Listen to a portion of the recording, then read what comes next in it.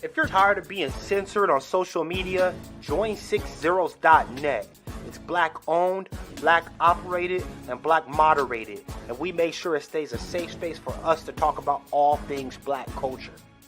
We also got some cool gear like the FDM cotton crew neck, the Fearless Ancestors tee, hats, and more. Check us out at 60s.net.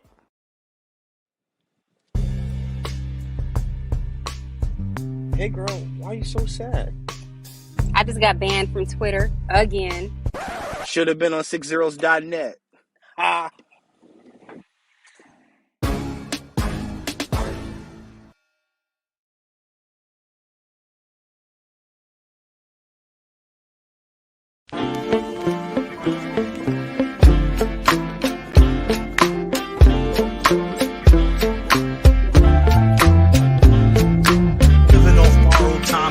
Tick faster, that'll be the hour they knock the slick blaster. Dick dastardly, a Muttley with sick laughter. A gunfight and they come to cut the mix master. And living the true gods, giving y'all nothing but the lick like two broads. Got more lyrics than the church got ooh lords. And they hold the mic at your attention like two swords.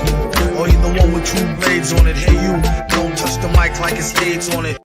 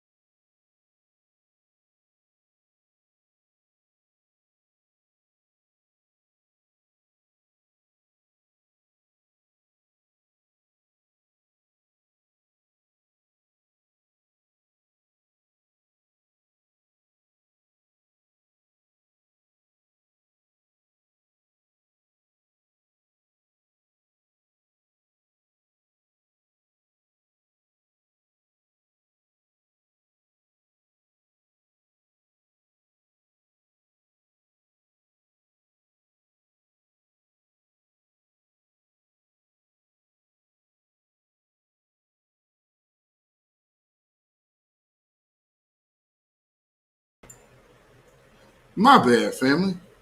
I didn't realize the mic was off. Okay, can you hear me now? So, all right. Welcome once again to the Beatzilla PDX official show.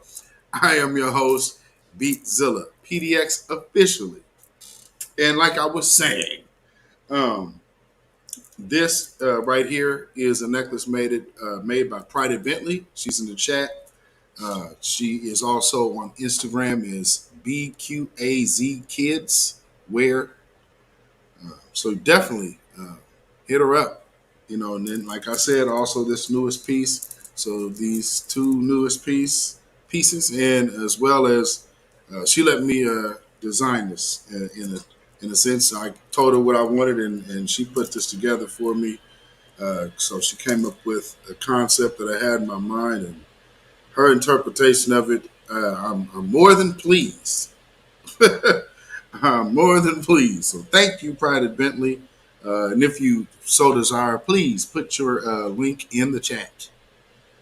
In the meantime, let me go ahead and greet everyone who is here. Please hit like and share while you come in. If you have not already subscribed to this platform, please do so right now. Let's see. One Who Cares, welcome. Rain Love, Queen Adia.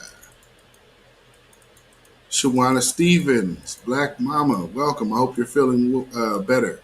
Smart, B1 Brigade in the house. Judah Queen, Conscious Outlaw. Let's see. If you're going here, Tanya Zion, welcome. Oh, Rain Love, you said you are well rested. Good. Pride Bentley, Silent D Productions. All right. You're deep in the chat tonight. All right. Sugar Jones, welcome. Nishella Hargrave, welcome. E. Mick, Oyela Arquette. Yes, indeed. Shout out to 6 Zeros. Yes. Let's see. Okay, so hopefully we got everything going. All right.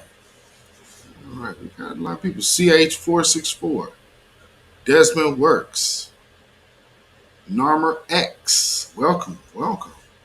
All right. All right. Wait, I'm just seeing somebody. What did I just miss? I missed somebody here. All right. Looks like we're going kind of fast in the chat. So first, let's see. You said, Queen Adia is getting it. So Pride Bentley, you know. So there's other customers of our good sister in the chat. So you know she has great results. Very, you know, this ain't no like lightweight anything. This is, you know, it's, you know, you can feel it. So first off, it looks like, for all intents and purposes, little white children are starting to sound like the woke crowd. Imagine that. So while they're crying and complaining, Nino Black, my brother, what's going on? What's going on? Matter of fact, I saw you did a live. I haven't got a chance to catch that. I gotta watch y'all replay. Yes, Nino Black in the house. What is going on, my brother? But these children out in Boston staged a walkout today because they basically are saying it doesn't make sense to be in school with all of these outbreaks. So imagine that. Some students here at Boston Latin School, as well as other Boston public schools, are calling on the governor to allow remote learning as an option. Earlier this morning, about a dozen students walked out of class here at Boston Latin for a brief time. They tell us others did not attend school today in protest to support this effort. Students say it is unsafe to be in the school environment during the current Omicron surge. Out of the mouth of not babes. really learning as much because it's so many people are out that we should at least have an option to be online. I live with two grandparents who are immune compromised, plus a couple of other family members, so I don't want to go to school, risk getting sick, and then have to come home to them. Makes sense. Governor Baker and school officials have repeatedly said in-person learning is required to fulfill the state's 180 mark for school days, and that in-person learning is safe and better for students than remote. A student here also started a... Now, how on earth can you call it better and safe when this kid just told you the whole situation for him and his household? So then you turn around and say, well, yeah, it's still better and safe. No. It cannot be better and safe than not being around someone that is possibly infected. Petition, which has so far garnered over 8,000 signatures. Live in Boston, Sarah Conji, WCVB News Center 5. Well, so, okay, because I'm assuming Massachusetts is a red state. Somebody let me know. I'm not too familiar with where they sit on the political spectrum. I believe Massachusetts is typically red, right? You know, somebody let me know. All my East Coast people in the chat, let me know, because I'm unawares there. You know, but I mean, it makes sense because out here they're kind of complaining about how, you know, you said, Nino Black said, my little cousin in high school, excuse me, just told me that they aren't enforcing any masks in school, and she just got sick days ago. Classmate that sitting next to her tested positive. Wow. Well, okay. See, and if it takes the children to be the voice of common sense, so be it. Because good grief. I mean, you literally have to have the kids tell you that, hey, it doesn't really make sense to keep putting us in harm's way. This is getting ridiculous.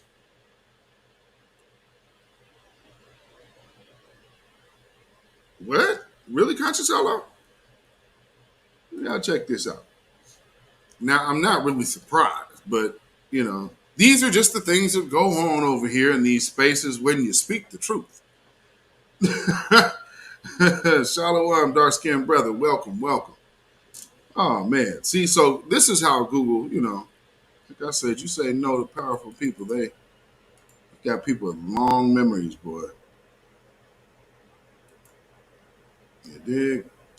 Black Mama said, I work in a school district, everyone dropping like flies. We have mandatory tests on Monday, get results on Friday. What sense does that make? Because now everybody wow. Wow.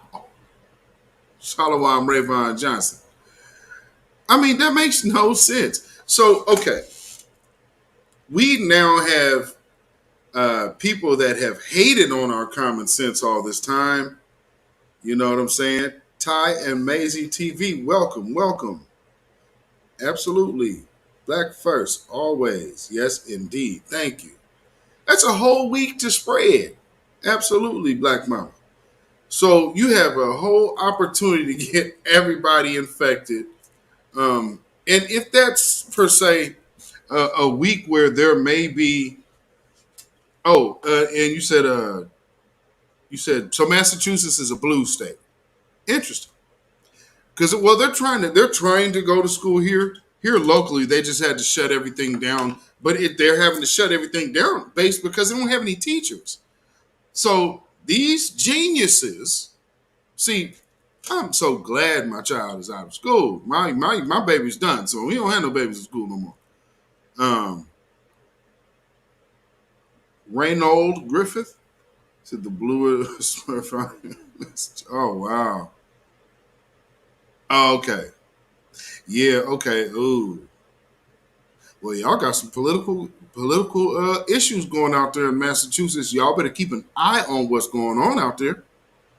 It sounds like you kind of dealing with just two wings of the same bird, really. Because these people are not looking to keep the children safe. They're looking to, for all intents and purposes, make sure that things possibly get spread. And, it's almost looking like the old chicken pox approach.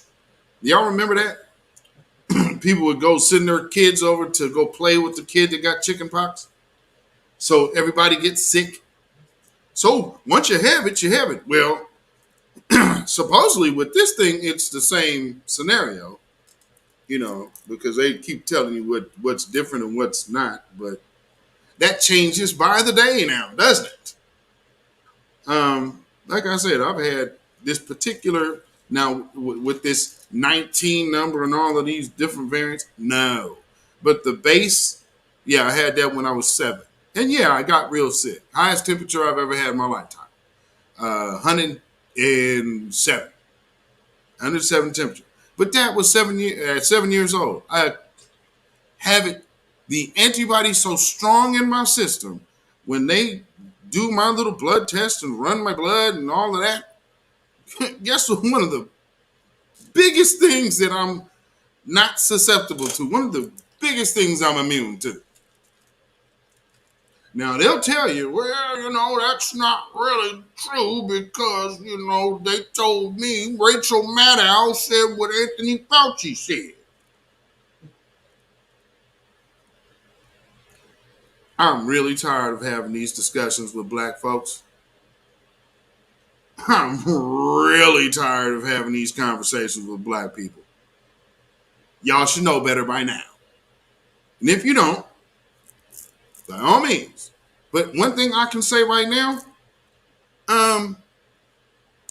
for all intents and purposes, everybody I know that got the Omarion, all have been fully venomized and extra double down on. I mean, I had some friends that had a blast at a birthday party. Boy, oh boy, oh boy. Every last one of them Negroes is sick right now. Boy, I'm telling you, and I gotta say this, because we have people placed everywhere, so, you have people that may not buy into my philosophy in my circles, and they might gravitate towards someone else's philosophy that's a little more open. You dig? I mean, I deal with everybody, don't get me wrong. But, everybody don't cross my threshold. I go back to the way I was raised. I showed you them pictures on my last broadcast. I was raised different. You understand me? You don't want trouble in your house, you don't bring it. What doesn't need to be explained is already understood. You dig? Now, moving on. Speaking of such trouble. So, y'all remember when I'm telling you, and again, thanks to Jason Black, the Black Authority, also doubling down and making sure that this dude's face is prominent in front of your face. The Roman McClay, whatever, and then his other name, Landon, the Denver tattoo parlor shooter. Well, if you remember, one thing about why all of the white supremacist trolls have been quiet so for the whole last month is that, yes, we have a whole full house full of melanin off up in here. Shout out to everybody hanging out with me on Friday. Yes, indeed. See the energy Pride Bentley just brought. And shout out to the 500. We've made over 500 subscribers here. Thank you very much. For those who have been down with me from the beginning and those who are maybe the last trickling numbers so far. I appreciate all of you. Thank you very much. I hope you enjoy what you're hearing, and I hope you are receiving something edifying here. Because if you're not, please let me know. But like I was saying, with this Roman McClay dude, he's the big inspiration for a lot of these mass shooters. And he's his whole thing is tying himself into the 3%ers and the oath keepers, meaning those people who showed up on January 6th. Now, for some of you who actually follow me on Instagram and Twitter, earlier this week, I posed a question and I asked, since Joe Biden has been in office for over a year, is he going to go after any of these people from January 6th? Nobody has been charged with insurrection. And now they're doing the sedition charge, which is, yes, but truth be told, you could have went straight flat insurrection. For all intents and purposes, they fit the criteria. But sedition is good enough. But it does not just need to be one token member. No, all of them are guilty of it. See, this is the thing where again, Joe Biden even missed the ball on. He didn't even make a false promise that he was going to punish any of these people. He sat quiet on this all year. I made a post the other day, just goes to show this little 500 plus subscriber platform here.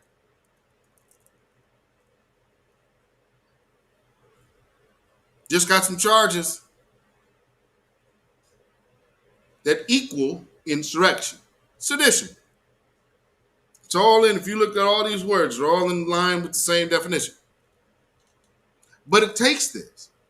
That's why, again, I keep telling y'all, don't ever get caught up on the power of your numbers. Your power of your numbers don't mean the power of your influence, because half of these people out here that you think are so hot are paying for inflated views. They're not reaching the people that you think they are. I would always rather be organic and just know that I can sit up here and put a face with a name.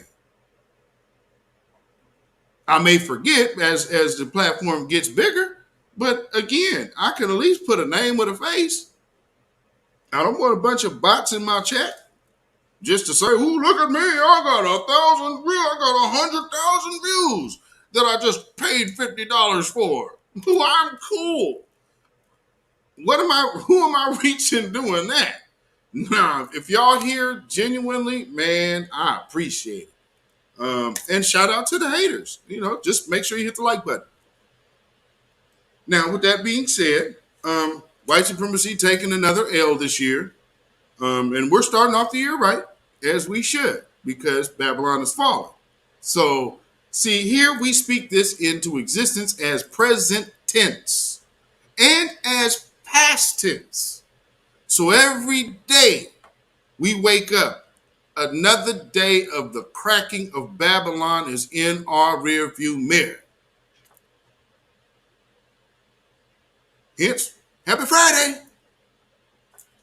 Ex-wife, what did she have to say about her former husband in the wake of his arrest? Right, Dino. Well, that's right. I spoke with Tasha Adams, who is the former wife of Rhodes, and as a matter of fact, left him in 2018. The ADL describes this group as a large but loosely organized collection of right-wing anti-government extremists who are part of the militia movement, which believes that the federal government has been co-opted by a shadowy conspiracy that is trying to strip American citizens of their rights.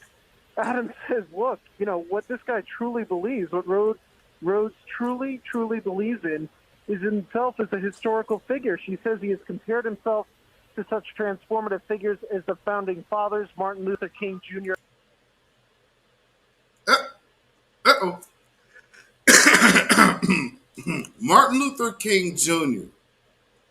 Have you noticed lately when you always hear these white supremacists talking about their agendas, they always start trying to invoke Martin Luther King in there? Almost to say, sometimes how I hear this, but see, you also have to wonder what their motive is. But sometimes when I hear that, it's almost like, hey, black people, don't get offended at what we're doing. Can you just stay on the sidelines like this is white people fighting? But what is your motivation behind invoking that? See, we could have been left out of that. But by invoking one of us, all ears, you think of yourself as Martin Luther King, as a 3%er or an oath keeper. Now, notice how they're going out of their way to not mention the fact that they are white supremacists or white nationalists. No, they're just saying nothing of the sort. And then peep his wife's involvement in this. And other transformative figures in the U.S., and she says that his militant behavior is, quote, all about fulfilling his own mythology. The mission is about an opportunity for himself to self-promote. Interestingly, in yesterday's indictment, it showed that he had purchased, according to federal prosecutors and the grand jury that heard the case, approximately $17,500 in hundreds of rounds of ammunition, scopes, gun parts, other gun paraphernalia following January 6th of 2021. Adams says, though, despite his militant talk and weapons purchases, all fueled, she believes, by donations from the Oath Keepers, from people to the Oath Keepers and membership fees, apparently he's not very handy with a gun. She says he's not a very good shot. Here's the problem. He doesn't have to be. The people who he influences have to be. So he doesn't have to be a good shot. He could be a loud rabble-rouser. But notice how his wife is completely throwing him under the bus now. Right? However, she's the one that helped set up the group. Sugar Jones, welcome. I mean, she's literally the one who helped them set up the group.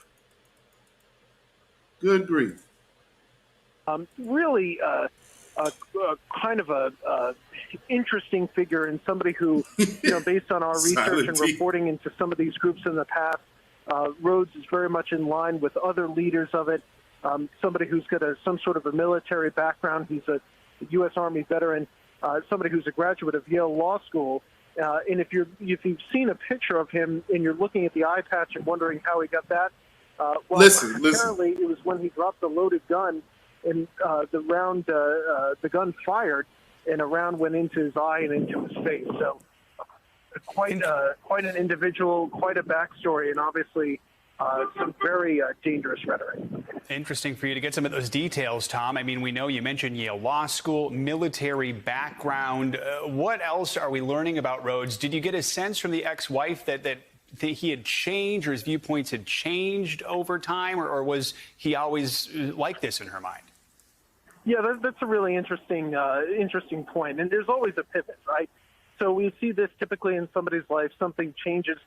She thinks it was around the time, frankly, that he was shot, that he started to espouse these, and he shot himself, to be clear, that he started to espouse these more kind of extremist type views. She helped formed and totally denounces the Oath Keepers now and any sort of these beliefs, but helped formed it in March of 2009. That's when this kind of all started to take off. And over time, the group's beliefs have really kind of changed. At first, more anti-government, non-political, not backing any candidate, to turning it into something that has turned decisively pro-Trump. And obviously, that's why we're looking at these sedition charges and the allegations that the Justice Department brought forward yesterday. Now, take note on how on code the media, the white media, mainstream or live stream, lame stream is. I mean, look at what they're doing. When they're going out, they way not to talk about the white nationalist side or the white supremacy side. Yeah, because see, right now in 2022, we are headed towards an election at the end of the year. So they want to get away from some kind of conversations. And they just did it on a pivot. So it's a new year. Whoop. Rachel Howard, good evening. Good evening. PDX in the house. I mean, come on now. You see what they're doing. And so as the reason why I just posted my Cash App in the chat is because Conscious Outlaw tried to actually literally post my Cash App link in the chat, and Google is blocking him from doing so. So now the Cash App is linked or is pinned to the top of the chat. So for anybody who feels so inclined, there it is. That's the reason why it's there. They're getting down and dirty here. So check this out. This whole other thing that happened in New York. I'm not sure if y'all heard about this story about this nut that he ended up like stabbing or shooting this woman at a Burger King and robbed this woman at a Burger King. I mean, it's really, really crazy, man. He killed his Puerto Rican sister. So the story goes, he robs a Burger King in the middle of the night. She gives him what he wants. He shoots her anyway and kills her. So wanting to make sure that things were put in its proper context before things got out of hand and they start using black faces for gun violence again and say, hey, look at those foundational black Americans. And I guess they would have tried to do it here, with the exception of his outbursts when they had to move him to and fro. The cameras was right there. Because, see, the cameras was there. This is what's so crazy. Not to laugh at the situation is jacked up. But I'm laughing at the media's sad attempt at trying to portray this immigrant as all one big Negro. Now, had he would have just stayed quiet, they probably would have been able to get over.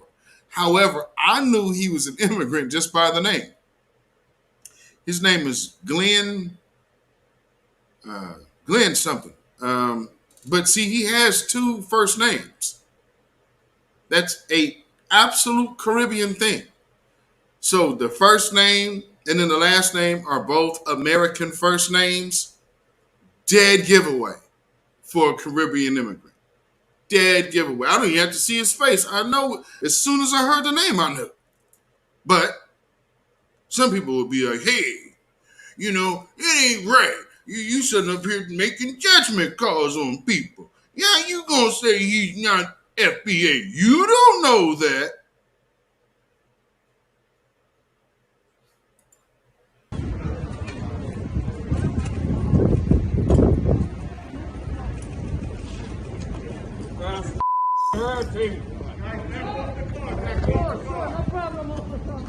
Is that Ox from Belly?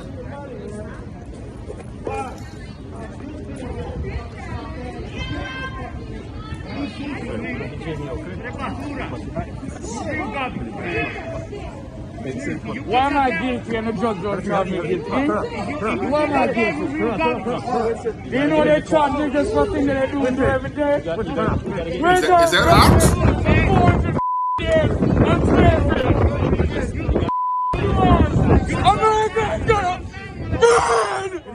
America's gonna burn.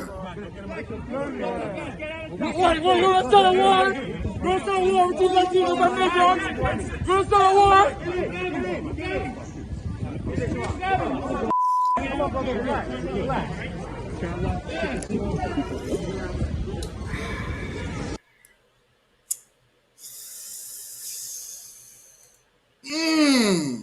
Damn, you guys missed on that one, didn't you? Y'all was all good until he started talking. Y'all was all good. They had his face covered so you couldn't really tell. Wagwan.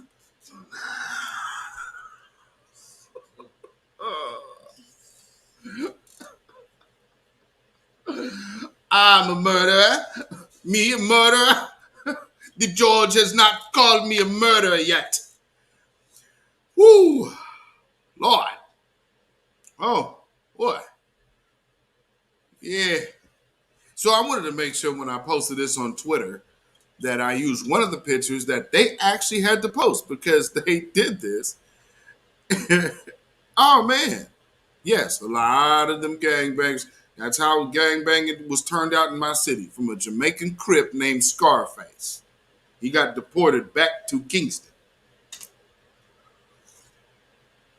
About 200, 300 deaths later. But, in this place, nonetheless, this ain't no big city. And we're a very small group. So that's a lot of killing in a small place. But good grief. And so y'all been paying attention to the other two staged events. There was one in New York and then one in the Bay. I just talked about this the other day. And then, bam, in the same day, you have two incidences. Come on, man.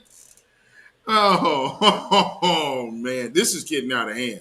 And so the one is absolutely looking staged because you have the person that's taking off. Y'all seen this one on Twitter, I'm sure, where the person's taking off their jacket, but the person attacks them.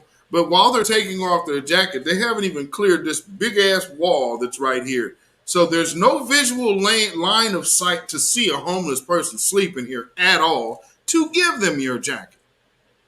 But we're to believe that, oh, wow, man, that homeless person just popped up and just took off on this Asian person for no reason. And then here in Oakland, or in San Francisco and Oakland, there's some weird homeless. There's always some weird homeless immigrant attacking some Asian out here. The pink/red shirt, red hoodie posse. Jeez, they won't quit. But you know what? This is a good sign. This is a really good sign. And I'll tell y'all why. It takes this. Number one, y'all ended the year betting the house on Kyle Rittenhouse. Then you had to choke on that bone because you had a follow-up killer. Then the person to whom is inspiring all of these little killers turns around and goes on a mass killing spree himself. Now I guess they're going to make this oath keeper fall on a sword. But man, please, unless you're going to put all of these sadistic white supremacists in prison or charge them with sedition, whether you can prove it or not, but if they entered into that building, you can prove that much. Because if it was our black ass, we would be charged at the fact that we crossed the threshold with intent. Don't you tell me, get out of here. Black folks, if y'all ever had to deal with the law, can't we just simply call bullshit? As soon as your black ass would have crossed over that threshold, boop, charge, felony. Miss me. This is the stuff they do to us. It's so funky. So with that being said, I had to put this numbskull up here. Did I put her picture in here? You know what? Matter of fact, while I'm getting this up, because I just thought about something, I need to put these into the studio. So I do have something to play for you real quick. You know how we do here. You know how we do here. First off, though, we gonna let baby girl go ahead and get her little shine on. Can we do that real quick? Go ahead, get girl.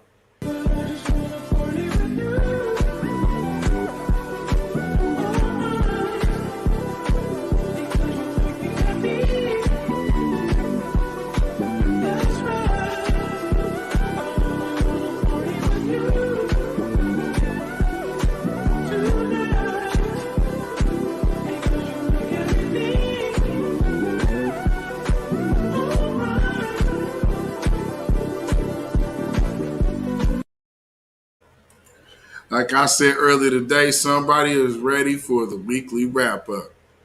You know. Had to let the baby get her some.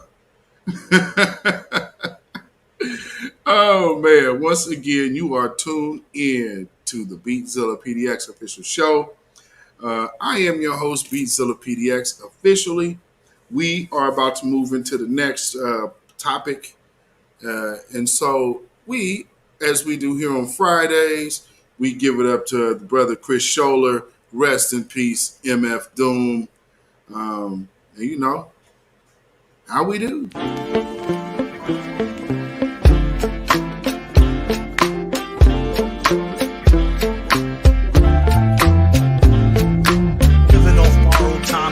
Tick faster. That'll be the hour they knock the slick blaster. Dick dastardly and Muttley with sick laughter. A gunfight and they come to cut the mix faster. And living the true gods. Giving y'all nothing but the lick like two broads. Got more lyrics than the church got ooh lords. And they hold the mic at your attention like two swords. Or either one with two blades on it. Hey you, don't touch the mic like it's AIDS on it. No. That's supposed to be muted there. There we go. Let me fix that. All right.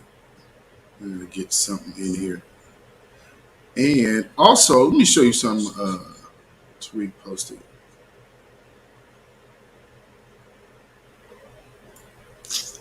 Check this out. Stop talking to her. You go to whoa. Whoa, what the fuck? Hey, bro. Yo, we don't do that racist shit. Hey, bro. He said he's gonna fuck me up. Bro. Okay, so what? He's not a nigga. Watch your fucking mouth. Watch that mouth. Come on, you little stupid ass motherfucker. You're the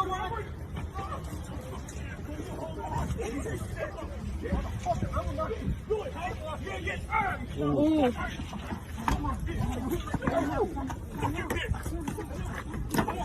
Fuck you. The fuck off of me. The fuck off of me. Ass nigga right here. Out. Here. Out. Right here.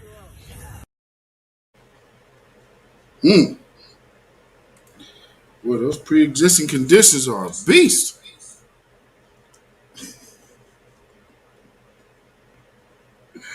Oh man, oh man.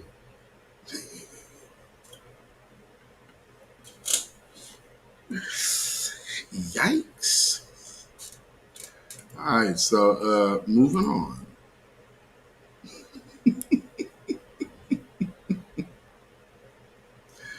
Well, them pre-existing conditions, well, I tell you what. So I want to get into some, actually first, get this up. I'm going to bed with me. Is this it? Let me see. I hope I got the right thing here. After calling out Tamika Mallory for clout chasing and Benjamin Crump for ambulance chasing, Samaria Rice, mother of Tamir Rice, along with Lisa Simpson, mother of Richard Risher, have released an official statement demanding that Tamika D. Mallory, Sean King, Benjamin Crump, Lee Merritt, Patrice Cullors, Melina Abdullah, and the Black Lives Matter Global Network need to step down, stand back, and stop monopolizing and capitalizing off of our fight for justice and human rights. We never hired them to be the representatives in the fight for justice for our dead loved ones murdered by the police. The activists have events in our cities and have not given us anything substantial for using our loved ones' images and names on their flyers. The attorneys in our fight are also misleading the impacted families. In the case of Tamir Rice, it was even questionable to whether Benjamin Crump knew the laws in depth in the state of Ohio. I fired him 6 to 8 months into Tamir's case. We don't want or need your pandering in the streets, accumulating donations, platforms, movie deals, etc. off the death of our loved ones, while the families and the communities are left clueless and broken. Don't say our loved ones' names, period. That's our truth. Well, I guess she told them, and I ain't mad at that at all. Because again, of course, over here at the New Black Media Space, the grassroots, the black first, we've been at Black Lives Matter's ass. You understand? Because we knew they were frauds. They had a whole agenda to destroy the nuclear family. Like it hasn't already been worked on and destroyed enough for a group that actually the nuclear family is the one thing that was ensured to be destroyed by chattel slavery. As black women, this is where their heads were at. Well, some people don't know who trains people because a lot of people in our movements, we look to other black leaders. Do they? I don't know. Here's an older video. You tell me the word she's using. Definitely been a journey for me. I grew up queer. I grew up as working class, queer, black woman, and single parent household. My father was in and out of prison, addiction. Both my basically all my right family under the bus is just like the kind of typical life of black working class people, and that positionality, I think, in this country is supposed to devastate us. It's supposed to make us feel like we cannot do anything. It's supposed to debilitate us, and unfortunately, it's done that successfully to some of us. But what I believe our role is, what I believe what it means to be a transformative organizer is to bring this politic into our communities and explain to them that actually your experience is exactly what we need to fight this thing. And so that's what I've done. That's what I continue to do. My life hasn't really changed much. My brother's still in prison. My father passed away in December. And what I say of racism, he was only 53 years old. And he passed. Maybe from an ungrateful daughter, because you did actually throw him under the bus first for like, man, my dad wasn't real. Hey, well, I blame racism for my dad. He died at 53. What is her ethnic background? Good question. What is Patrice Cullors? Colors ain't no name that I've ever came across in these United States of American chattel slavery descendants. I've never heard that name. Positionality. But that right there let you know, oh, okay. This is the Bell Hooks books reading crowd right here. That damn CIA agent. So check this out. Listen to what she said. You said you're getting Jamaican vibes. I can feel that. I can feel some kind of Caribbean. I also think that it might, I think of a lot of things. The first thing I think is that we actually do have an ideological frame. Myself and Alicia in particular are trained organizers. We are trained Marxists. See, there's a problem.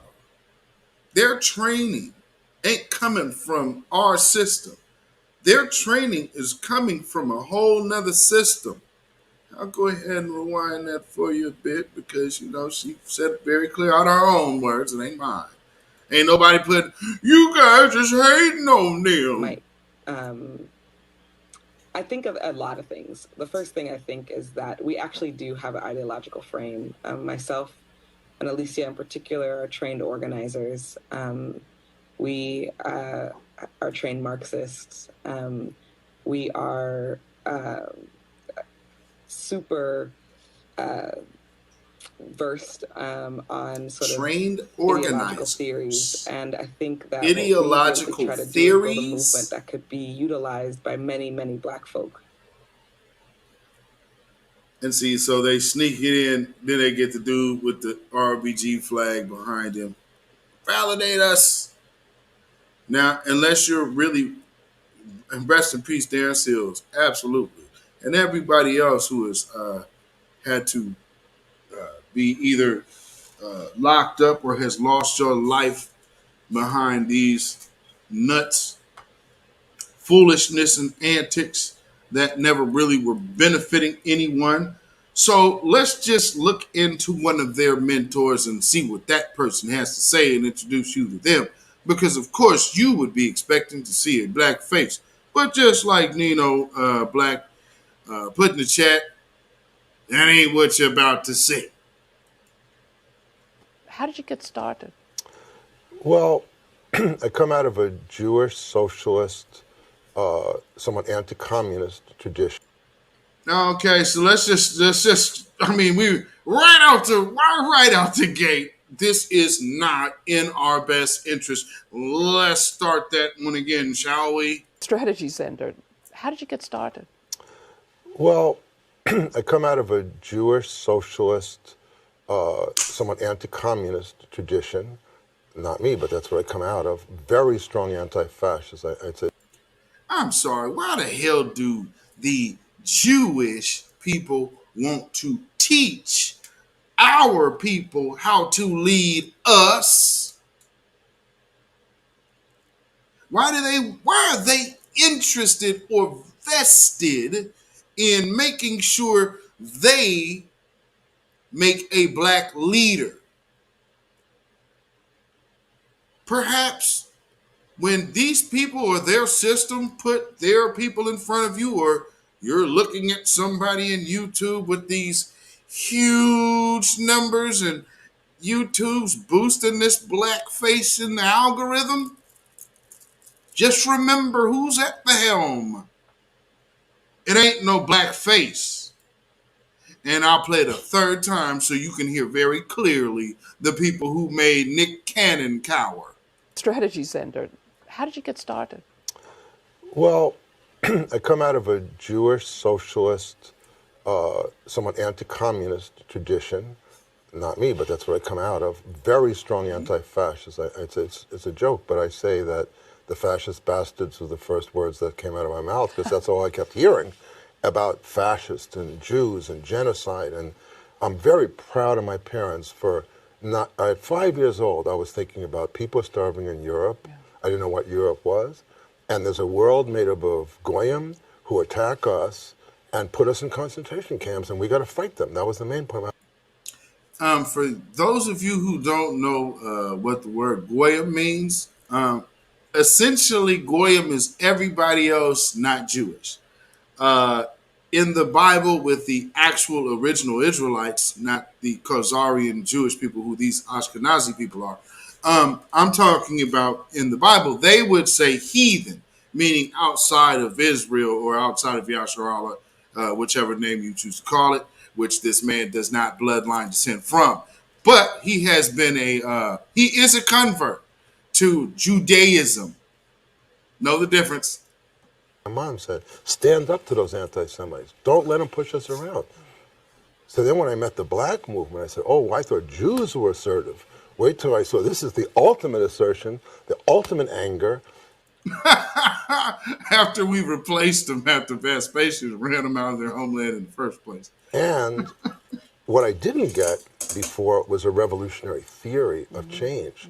So when I joined the movement, it was all about, do you know about Africa? No. And then we're part of the Indians. What are the Indians? Oh, yeah, and this country is wrong. This country is fundamentally wrong. It's built on the wrong foundations.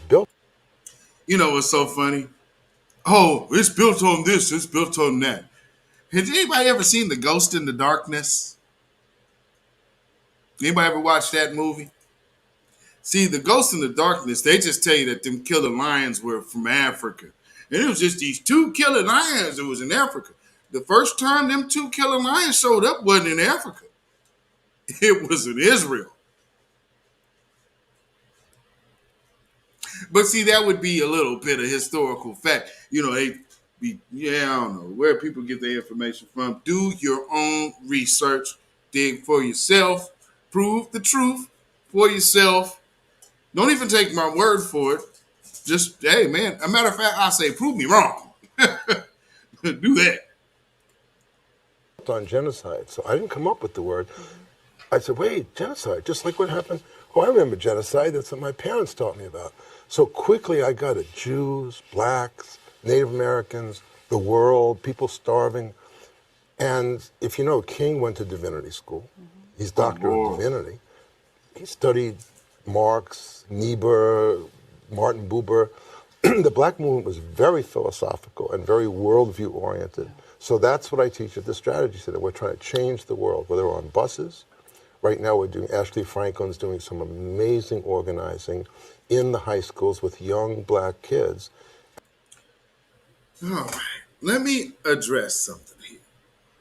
Here's one of the biggest problems that our movements have faced. Not understanding when you are letting in your end. All he did was figure out how black people theologically were moving at the time.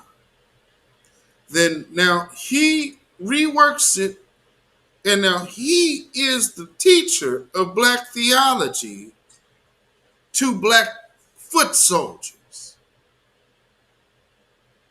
So it's his theology representing Black Lives Matter.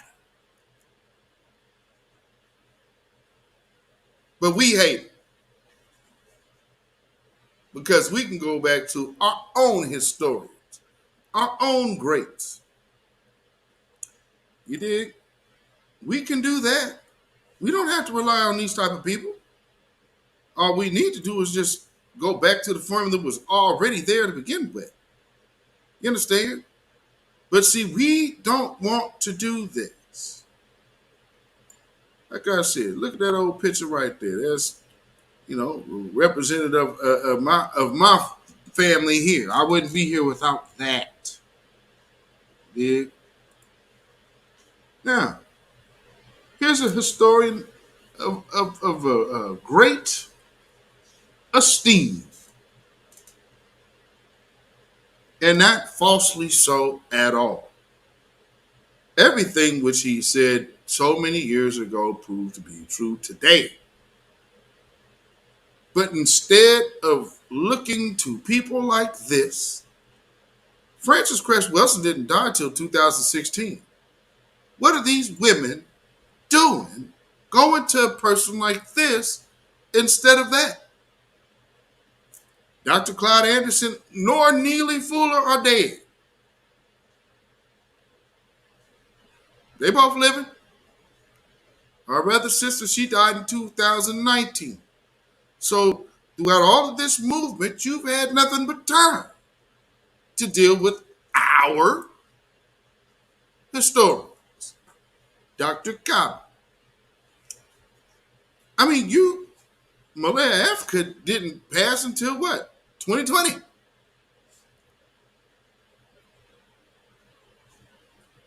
I just don't know why anybody would follow the lead of these type of people. Just, oh, wait, I do. You're not for your people because this person can't give you cues and definitely can't be your source of information. It could be one of many. But this is the foundation to which your movement is built on, then that's not a movement for us. And just last night I was saying we have to raise your practice level of theory because she's doing teaching with young kids who do not operate off a lot of paradigms that I worked off. Books don't work too well.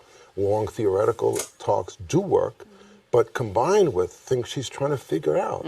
So books don't I'm work. sitting down with her and saying, we have to write a book about what you understand because she's doing, at the micro level, teaching theory. We've had another one of your...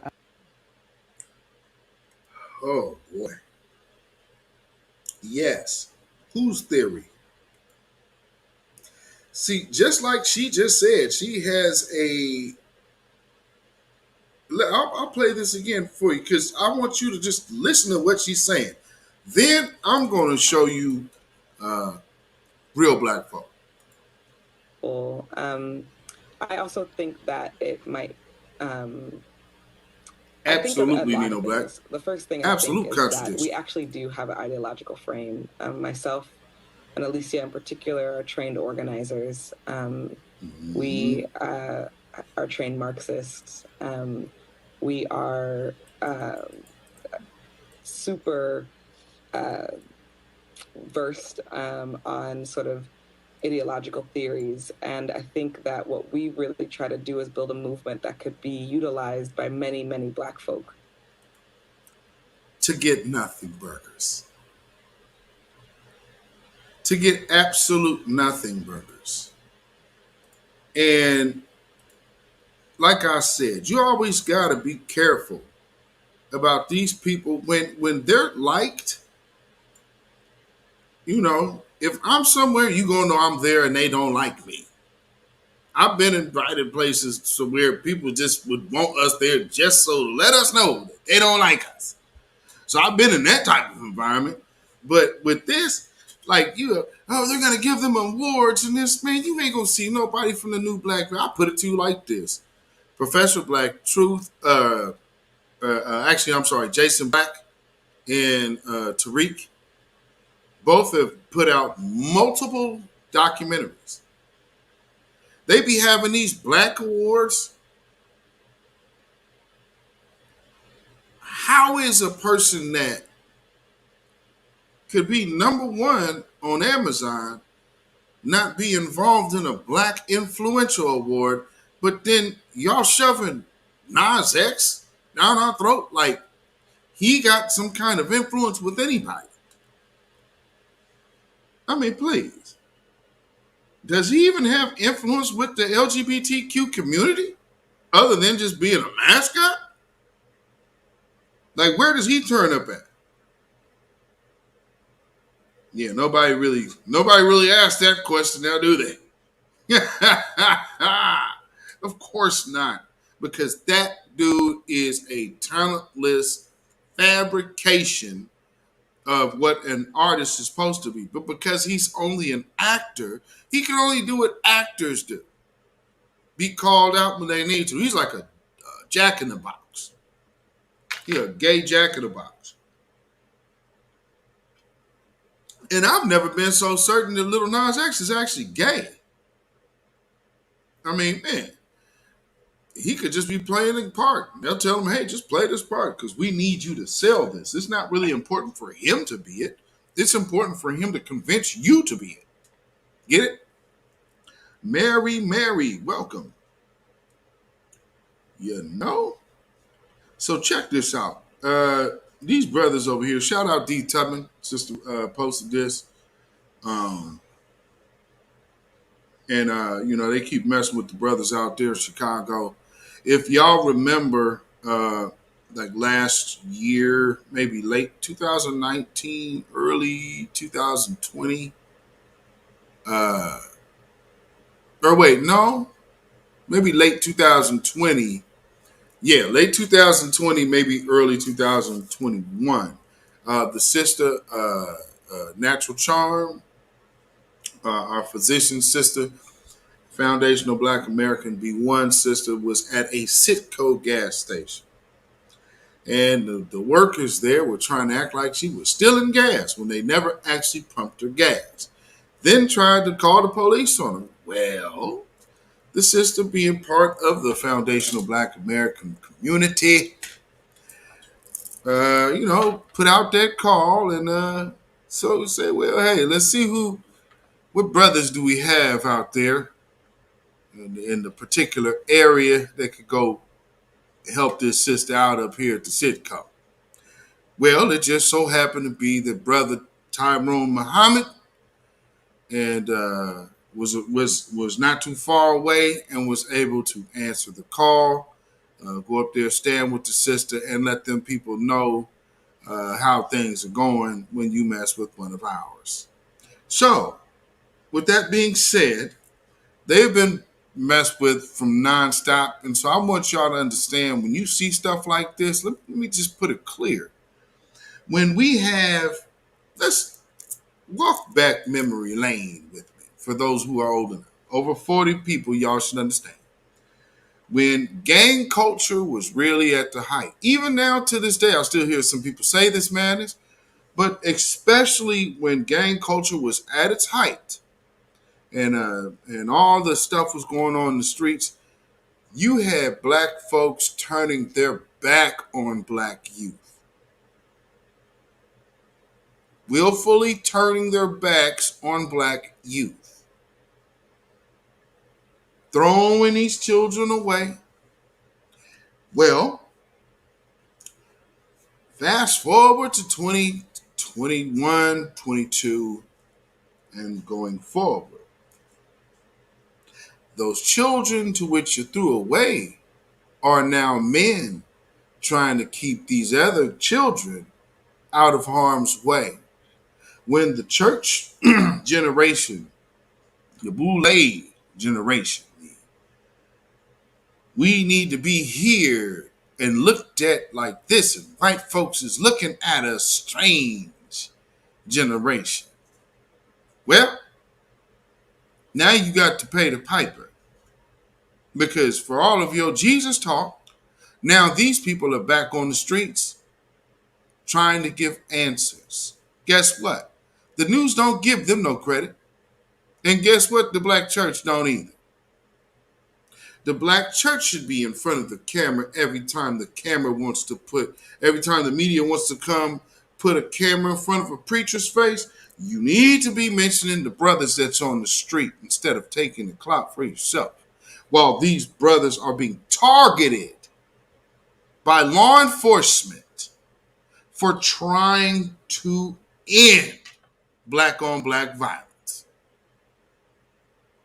So without further ado, let me show you the harassment that our people go through. But this brother's going to be laying some real good game on you. So shout out to the family out in Chicago and all of the former felons who are out here looking to do something different for the next generation. Shout out to all of y'all, male and female, because this system was always meant to destroy. And we are the #1 target. So, you take away the head, then you take away the second head. Now the kids got to fend for themselves.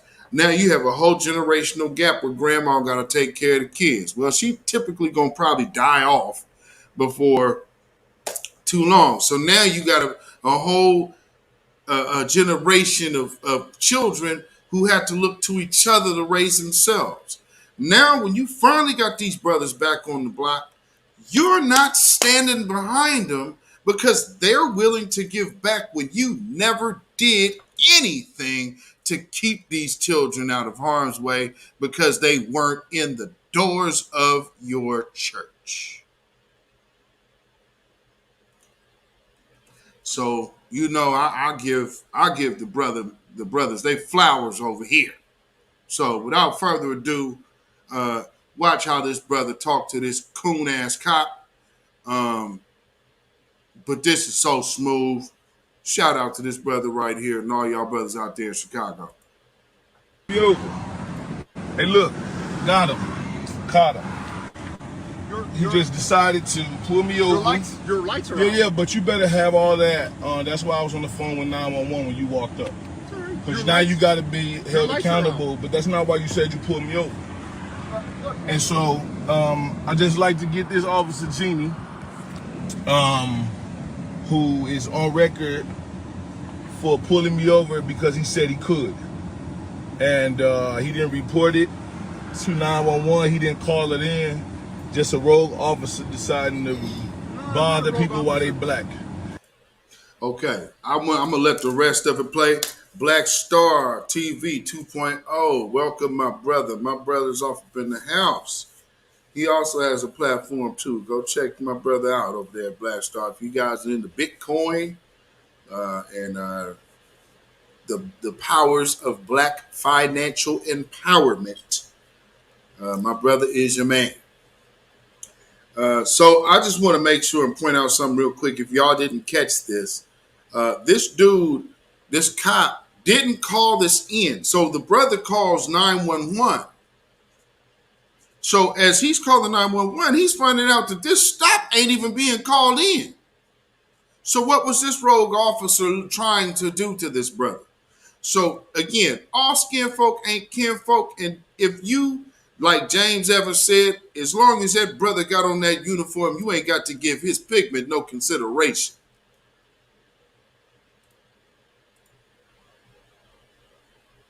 You wouldn't have did nobody white like this. You know what? Let me ask you something. You wouldn't have did nobody white like that. You put your lights on me and you pulled me over and you said because you can, because you the police. I'm black. You can't do that. I'm black. Well, you need to identify why you felt like you could abuse your power with me. It's not abuse of power, sir. Look at you put your lights on me. Are you on drive? You put your lights on me, man. You put your lights on me. And I was on live. I was on 911. You did an illegal pullover, bro. You gotta be. You have to be accountable. That's not why you pulled me over. My lights aren't working. Look, what? I was on the phone with 911. I'm gonna get this tape. Y'all shared it live. Caught him red-handed. We waiting on the sergeant. This dude pulled me over. Before I pulled over, right now. You can see I'm not getting out till the sergeant comes. Okay. And then he trying to get him out the car. Y'all keep hearing this? Like, this cop ain't cool. This cop ain't cool at all, man. And man, so yeah, family, don't ever think, oh man, he a black cop, man, he gonna be cool, he understand, but man, like I said, James Evans had it right. As long as he got on that uniform, you ain't got to give his pigment no consideration. You understand me? You up here trying to get this brother, because remember, this call still has not been called in. Yeah, come on, man. Come on right here. Look at it. Look at your light. Come on. Come out the car. Look. Come take a look. Baiting him out the car. Man, if you don't get your punk ass out of here.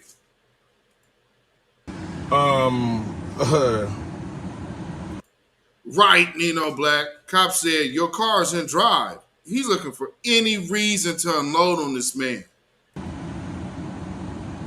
Devil. Yeah, sorry, y'all. I was talking to the boss. This officer here said he pulled me over just to ask me what my deal was. What's the car? Everybody in the city know what ex-cons for community and social change is. Y'all not gonna be abusing your power. What was that again? Everybody in the city know what this stands for. If you don't, that means you either a new officer or you're not paying attention. Or your captain should have told you in roll call. We do violence prevention in this neighborhood 7 days a week. I live in this neighborhood. I ride down this street 7 days a week. That's great. You thought you could go that way, bust a U-turn, and put your lights on me.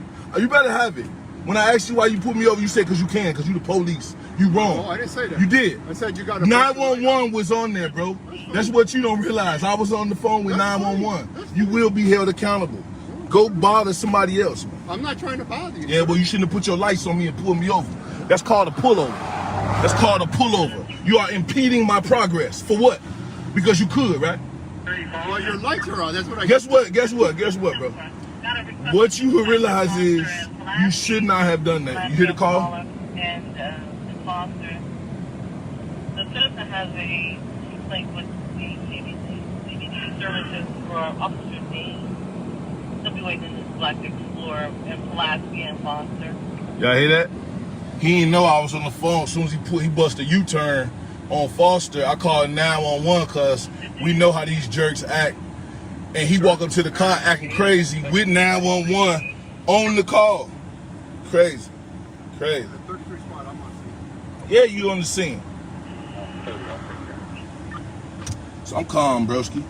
But you know how these boys do, man. He went eastbound, bust a U-turn. I called 911. Look at him now. He don't have nothing. Now you want to talk about my lights. Bro, you done. You can't just bother people. And I got the recording. I'm gonna need the FOIA request from CPD because he better have his camera on, which he probably didn't because he did an illegal pullover. But the whole call is on 911. So guess what? He also hasn't done. Asked me for my license or my registration or my insurance, and we've been here now for excess of 10 minutes. Now, there's all the evidence of a traffic stop that you need. And this cop ain't did none of this? How is that so? Family, even if you see a black cop, don't just assume he's going to be okay and understands. This black cop was setting this brother up to execute him. He was going to get his little kill a Negro badge. It just shows you the inappropriateness of which they act. He gonna tell me he black or he mixed or whatever, and that gives him right to just pull me over to ask me what my deal is. I got shit to do. Respectfully, officer, I'm working. What are you doing? You know what I'm saying? What are you doing? I'm easy, baby. I'm easy. But you know I get frustrated with the jerks. I called him though. He just walked up to the car so arrogant. I'm on a call with the operator. I'm like, I'm not speeding. I got my seatbelt on. I really don't know why this officer bothering me. While on recording, he walked up to the car and like, hey, look, he say, something going on with your lights, I think, but that's not why I pulled you over. I want to know what your deal is. What is this car? What are you doing? I'm like, oh, really? Okay, let me see if I can bring you in, Tyler. Send an invite. Sugar Jones. Look at that. Look at that, y'all. He military garb down with a skull on his hat.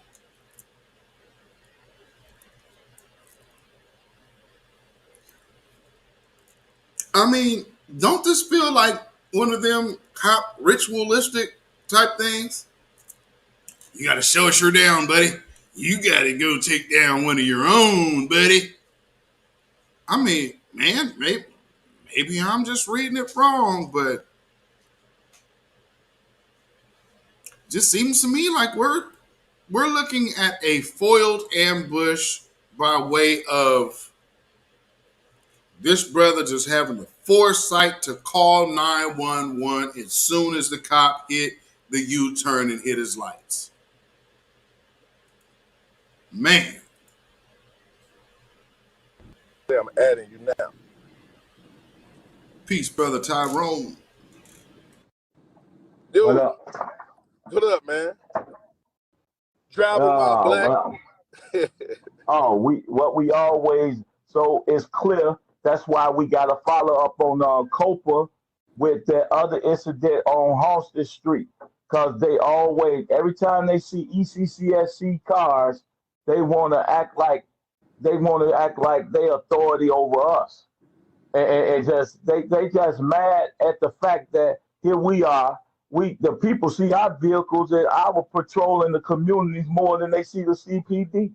Amen. That's fact. Man, you don't even worry about it. Yeah, that's right. Stay calm. It's almost like see, we represent defund the police. That's what they see when they see those vehicles, bro. It's 1,000 security cars riding around here that work security, and you want to pull your car over. Yeah. Now, did you hear what he just said? They represent defund the police. Why? If they are eliminating the crime in their neighborhood, what need would there be for over policing of their neighborhood? And by the way, for those who don't know, their cars are marked. They use old police issue vehicles, just like how taxi companies do or a security company do. They have the same kind of cars, and they're clearly marked with their stuff on it. So you know who it is every time you stop him. You just heard the brother lie and say he didn't know. How you in Chicago and don't know? See how they do? Just lie. Yeah. Let me see his license, see his face. And the sergeant is coming. What'd you say? Yeah, the sergeant. Uh-huh. You know, get out and flip the camera around on his. What, you on the expressway? You on Lakeshore Drive? I'm on Foster. Get out and take his number and everything. I mean, just show camera on his car and everything. Just real quick and get back in. Just look at let the people see his unit number and his license plate. All right, that's it. You just don't, you up top. Don't they have a number on top? Hold on, I gotta go to the side. Let me get out the street.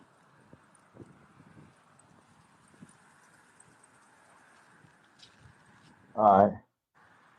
Yep. 7658. 7658. Hey, look though. He told the 911 operator his badge number on the 911. He was so effed up when I'm like, I got you recording with the 911 people, right? You know what I'm saying? And then so he gave his name and badge number to the operator. So he's on file. I told her to be clear that I want to preserve the rights to that call because I'm gonna need it. And she said she's sending the sergeant. It's the harassment of ECCSC by the CPD. And we dealt with that all summer long. Crazy. Yeah. All summer long. They running around here worrying about us who's performing violence prevention, detail and duties. And what happens is when you have no elected officials, when you have no commanders of the police department that tell them, leave them guys alone. They out here serving the community. They community serving. Stop messing with them. They actually doing just much. Our work that we do is more important, just as important or more important than what they do. No doubt. So we got to keep that stuff on record, because that's really a lawsuit for harassment of ECCSC all summer long. When they did that the first time to you, all summer long, they've been violating and saying smart stuff out their mouth about us as an organization when we out here serving our communities. Constant and then the fact that this clown would be on the line 911 and say, I can pull you over because I want to. That's right. That's why black folks don't trust the police. That's why, because you abuse your authority. And then and treat us the way they do in our community. That's why we don't want them in the communities. That's why we have to reallocate funds so that we can have a alternative aspect of public safety. We don't want CPD does not serve our people, our community. No, not At whatsoever. all. I mean, I've been here now, I don't know, upwards of 20 minutes, right? And not once has this man requested any of my documentation. He's sitting here now for my complaint. Understand that, right? Because the 911 lady told him to sit there and Yeah. wait for the sergeant, right? Now he never even asked you for license or registration. Nothing. Just pull you over. Just pull me up and said, I'm the police. I can do what I want. I can do what I want. I'm like, really? Well, tell this to the operator because she listening. What's the last number, Goofy? Like, this dude crazy, man. And then he gonna say, he gonna ask me, am I hostile? Am I irritated? He say he black. I'm like, what that got to do with it? He is some type of mixed race. His grandfather probably We have, man, it ain't about no color with the badge. It's about a blue shield. Black people are worse in patrolling our community than white folks. Yeah. Man. Why you don't know who? I mean, he know, but obviously. That was harassment. Man, he already done looked at what the hell does that he mean? looked at what's your deal?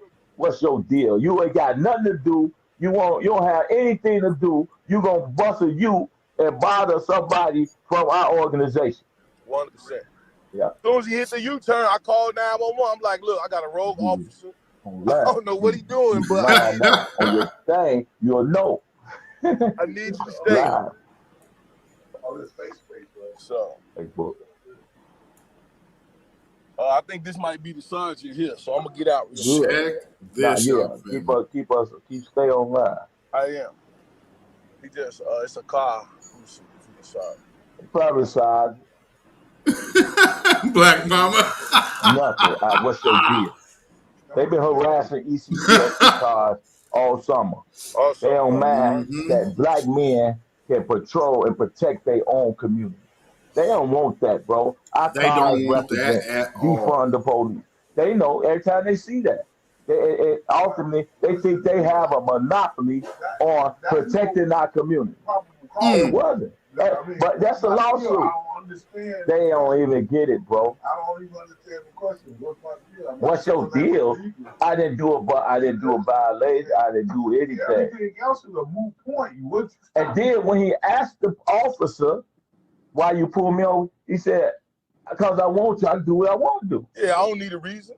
I said, oh, really? He don't need a reason to pull us over. I said, that's you know that's why harassment, our young men are in prison right now. A lot of that driving while black. And then when they pull you over, they find guns. They use that as justification. But you had an illegal. Look at what Nino Black said.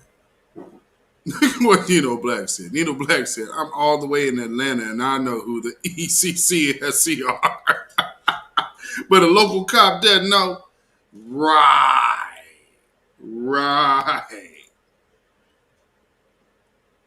Search and seizure, you had an illegal stop in the first place.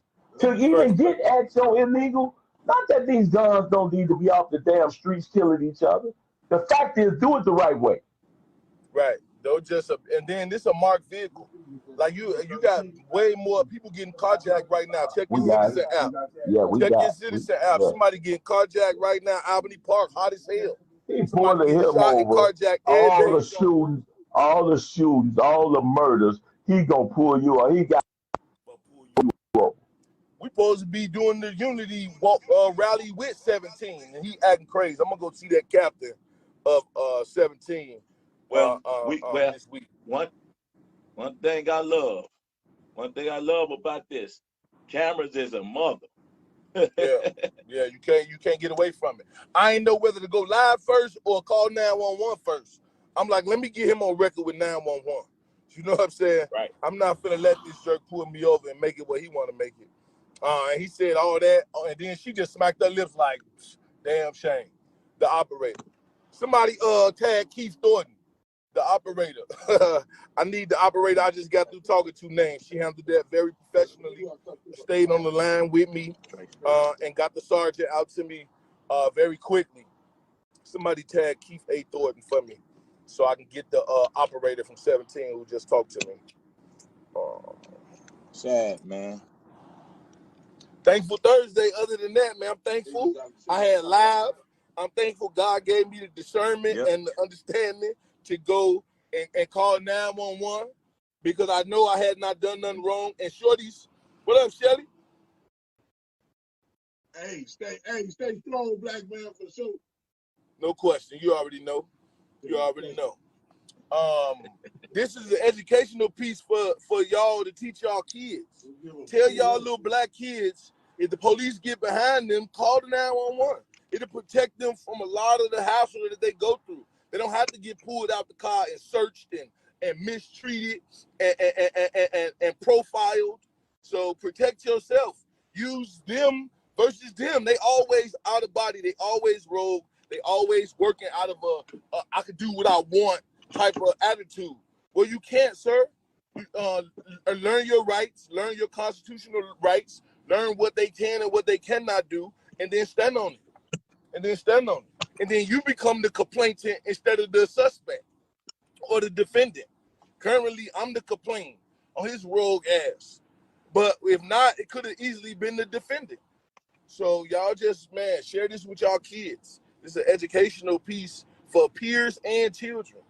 This is how you protect yourself. You know you ain't did nothing wrong. You know you ain't speeding. You know you ain't driving crazy, right? You know you got the seatbelt on. I lost tie. You know you got the seatbelt on. Man, ask them, why is they bothering you? What is the purpose of this? And then protect yourself. So here go the sergeant now. I'm gonna find a way to keep this on. Hold on.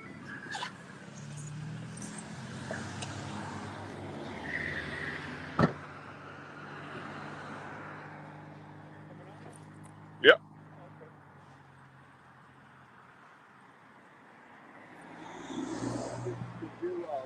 The plate, the light right there or no? Yep. That one right there? Not that one right there? I want you to finish the conversation you was having with the sergeant.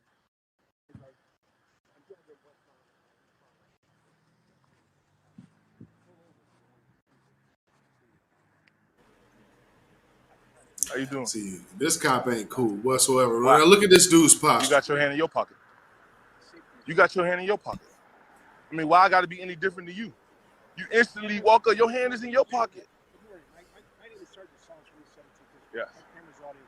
Yes. Right, but I'm saying your hand in your pocket. Why would you ask something? See, I'm recording as well. So I'm saying thank you. Now I would do the same. You see how that works? Make it go south. Go ahead. Go ahead. Go ahead.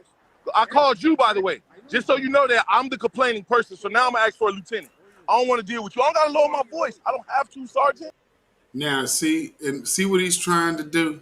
He's trying to, number one, take this man into a place to where he ain't allowing him to take him. So that's just frustrating him even more. And the fact that he's just keeping a manly posture on him while, he thinks his badge and all of this will take the manhood out of someone. It does not.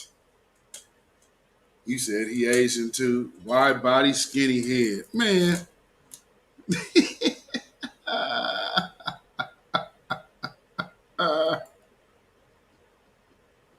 I don't have to. I don't have to. Relax. You walked up on me with bullshit. I called you. How did I walk up with It's live. You watch it later. You watch it later. I will. Believe me, I will. We're going to COPA after this. Now I need a lieutenant. Probably Can I get a super senior? Can I have I need a black. interrupting me? All right. Okay, it's your prerogative to contact whoever you want, sir. All right. Yeah. Yeah, sure is. Because he's not under I'm gonna go to the arrest. station. Y'all see this lieutenant? I'm just gonna go to the station. This is the Sergeant Sullins. This is the officer. For the record, I'm not detained. I called you and you showed up without assistance, like all CPD. No, you didn't. You showed up like I was the suspect. I'm not yelling. I'm talking in the same tone you talking. You do the same. Now look at his car. His car is clearly marked, family. You see? This is what we got to deal with. This is exactly why, as we said, we don't trust nor communicate with these jerks. Have you ever seen a security guard pulled over? Than this dude? Have you ever seen a security guard pulled over, family, They're all using the same vehicles. They got something written on them. Why would they be looked at differently than any other security company driving one of them cars? What's your deal? That's what he got to say? What's your deal? They over there trying to figure out how do we get out of this? By letting him go, because he never should have been stopped in the first place. Talking about, it's your light. Come out here and look at your light. No. And that's what you pulled him over for? All of this about that.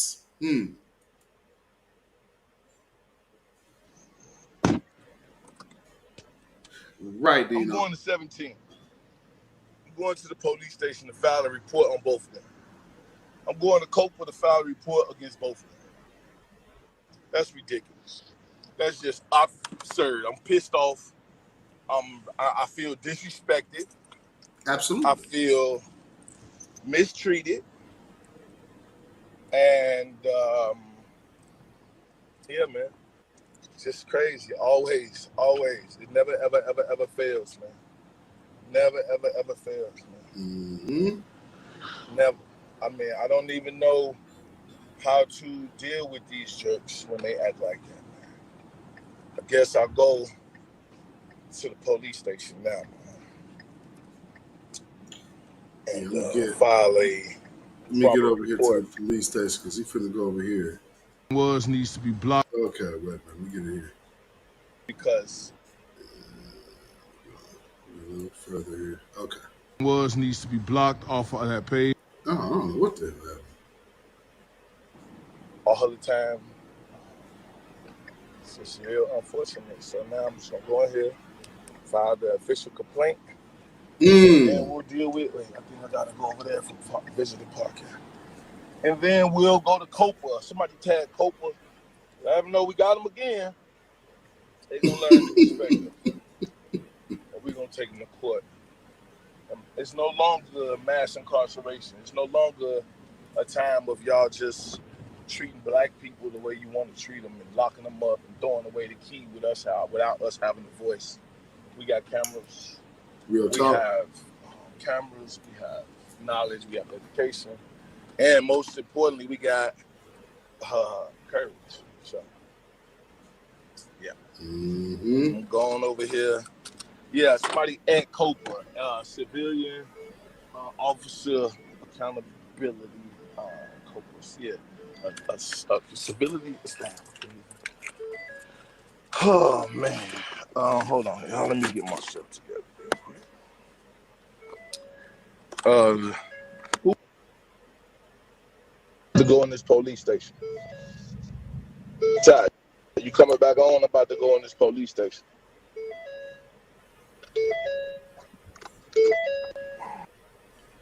Now, like I'm saying, these brothers got marked vehicles that look like police vehicles.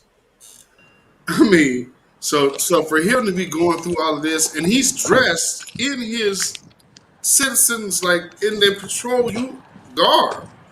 So he got the mask, he got the hat, he got the vest. He's in the car. So he's clearly representing what this is. What's your deal? If you don't get out of here. COPA, civilian officer, police accountability. That's what we Thank you, Queen Adia.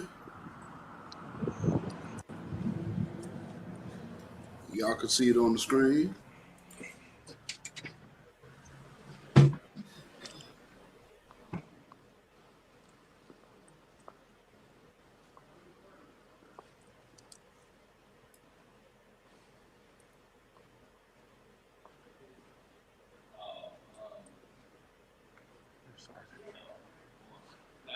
Yes, sir. Sorry. I need to speak to whoever's in charge, or the highest officer that I can speak to. Thank you. Dude, accept the lie. My bad, Snoop. You trying to come in? Let me see. I ain't send it again. I didn't see it, bro. I was driving. But I'm in the station now, so just wait a second. Just wait a second. My bad. Yes, sir. I would like to talk to the captain, if possible. Whoever the highest officer in charge. I was just harassed by both an officer of this district and a sergeant of this district. Right on Foster. I was the 911 call.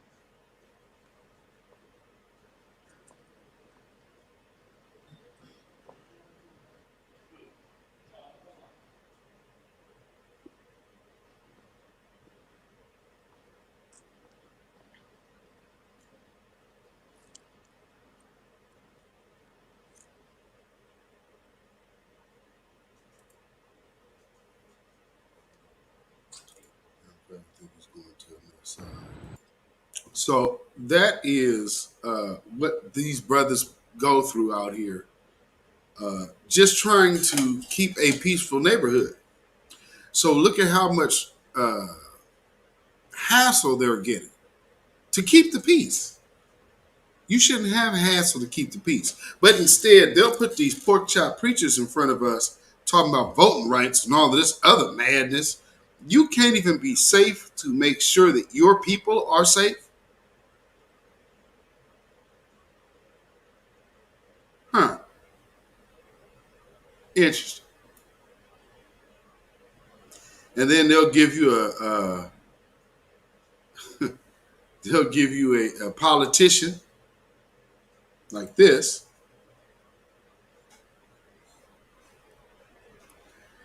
You know, and I mean, once we seen this woman, Winsome Sears, who has stated herself to we should get over slavery. Let's see, what is it? Virginia's first black woman lieutenant governor says we need to move on from slavery. Yeah, you need to move on from slavery. That's right. Oh, Lord. On Saturday, Republican Winsome Sears will make history in Virginia by becoming the first black woman to hold statewide office and when she is sworn in as lieutenant governor alongside the governor-elect Republican Glenn Youngkin. Yikes. So, you know, this woman here, here's another clearer picture of her. Matter of fact, let me do this. Here we go. Let me go through this. Let me see. Sears will preside over the state senate and cast tie-breaking votes that could prove decisive on her political priorities, including restricting abortion and adding new charter schools. The Jamaican-born Republican frames her success as proof that the U.S. is progressing when it comes to race. Quote, I'm from another country, another culture, Sears says, but here I am. I see racism as one more hurdle in life.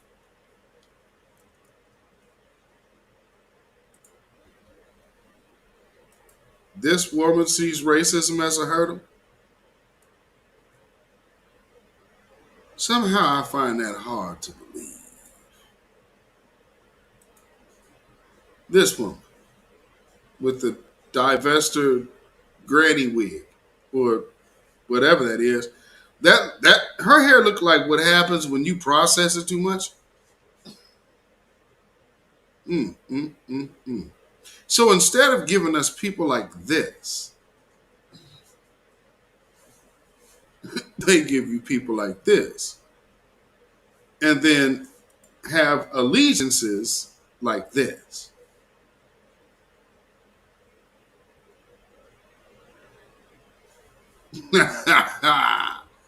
Well, see, here's the funny thing about Jamaica.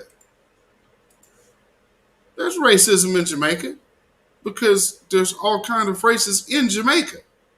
There's a class system in Jamaica. There's a class system in the whole Caribbean, to be quite honest.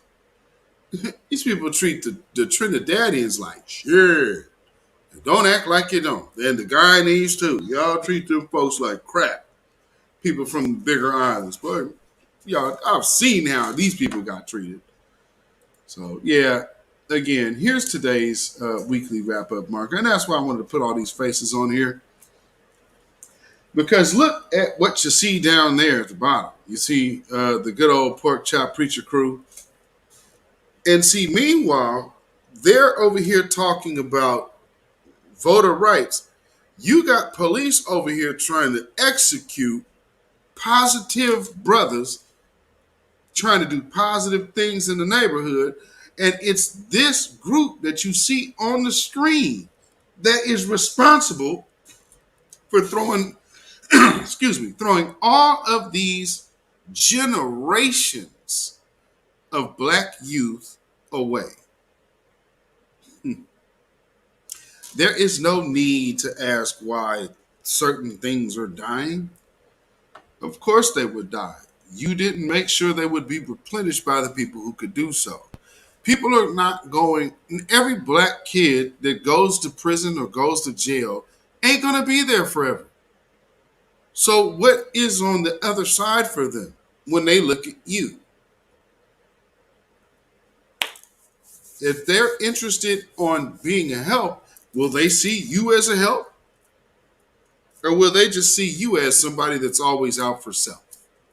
Now, for the other people who haven't been jammed up, they can always be duped by Johnny come, today, hey, things are great. Come follow me in my movement. Well, when it comes time to hold the fork down for somebody, where is that individual? I mean, I'm telling you, I was in a church once playing for somebody. I can't remember who I was playing for. And these folks did this, they did this like soliloquy about how young black folks are these young black brothers. Every time I walk the street, I just hope one of these young brothers don't kill me. I said, Negro, are you for real? You literally think that, I have children. I don't want you thinking that my well-raised children are out just because they're young African Americans, for lack of better terms. Just because they're young and black, don't make them criminals and should not make them targets. Just because of your sick perception? No way. No way. So I wanted to show you that, and I'm going to play something else real quick. And I think we might take some calls, because I really think that brother really kind of summed it up, because I just want to show y'all how our people get done when they're really, really for the people. All of these people over in these new black media spaces get their channels messed up, losing their channels. And some of these channels are big channels. So that person loses money. They let all this other stuff go. You can get death threats in your emails and your chat. All of a sudden, they can't catch that, though. They could be blatantly racist. I remember one time we was in a Tariq thread. And it took this thing being reported a few times. But one of the responses to the thread, and I was in this particular thread, is what this person say? You niggers are always so racist.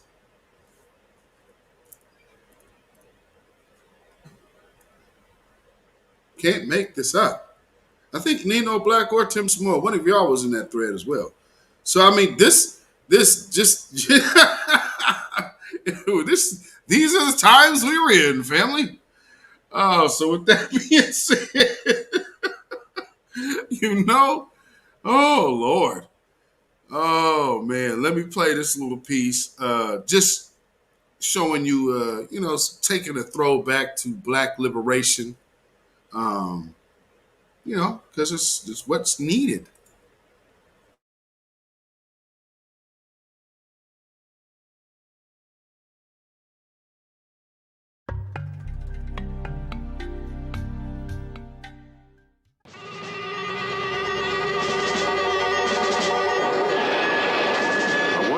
riots since those 2 years ago in the Watts section of Los Angeles rocked New Jersey's largest city, Newark, for 5 consecutive days and nights. At least 24 persons are killed. More than 1,800 wounded. So Newark was a hotbed for change. American cities were in crisis situations. I mean, I got beat. I thought I was going to get killed, actually. The riots at the time seemed to me to be a rebellion, an understandable rebellion against racism, against police brutality. We haven't owned up to what happened to our cities. We knew about Watts, we knew about, I can't remember who came first, but so there was always that sense of what's it going to happen here. Bad housing, bad services. And then all of a sudden you got riots and fear. It's no wonder that people decide, we're out of here. And so we lived through a terrible time. 26 people altogether. I don't know if Newark has fully recovered from it. No, don't tell me about history unless you tell the truth. But probably the bigger truth is that Newark is a city that's been victimized like so many other cities. As wild a joint as America is, you have to know what happened. On July the 12th of 1967, a ordinary traffic infraction was committed by a cab driver. A person with a classic name, the kind of name that slaves were given, John Smith. Here you have a large public housing project across the street, and now you have white policemen who seem to be beating up this guy as they're taking him in to the police station. On top of cars and say they were going to go downtown and riot. And we stood there and say, if you do that, you're going to end up being killed. If you do that, you're going to get shot. Don't do that. But somebody threw a Molotov cocktail. And the situation on the streets of Newark is indeed out of control. There's looting and there are fires going on. Let me set the stage for that period. In Newark at that time, there were practically no black anything. There were no black bus drivers. There were few black policemen. So in a period between 63 and 64, we sort of got motivated by what was happening in the South. 1945 until really into the 70s, the suburbs were white territory, thanks to government action. You had the bank redlining under Roosevelt. Actually created maps where they literally drew red lines around a block with the presence of just one black person. So here are a bunch of black folks up here looking for jobs in the industrial sector. Suddenly they got here and there was nothing here. It was like an old bait and switch routine. By morning of July 14th, the state police are rolling into the city. And by noon, the New Jersey National Guard. Then you have the second part of the riot, which is the looting has pretty much stopped, but the killing has just begun.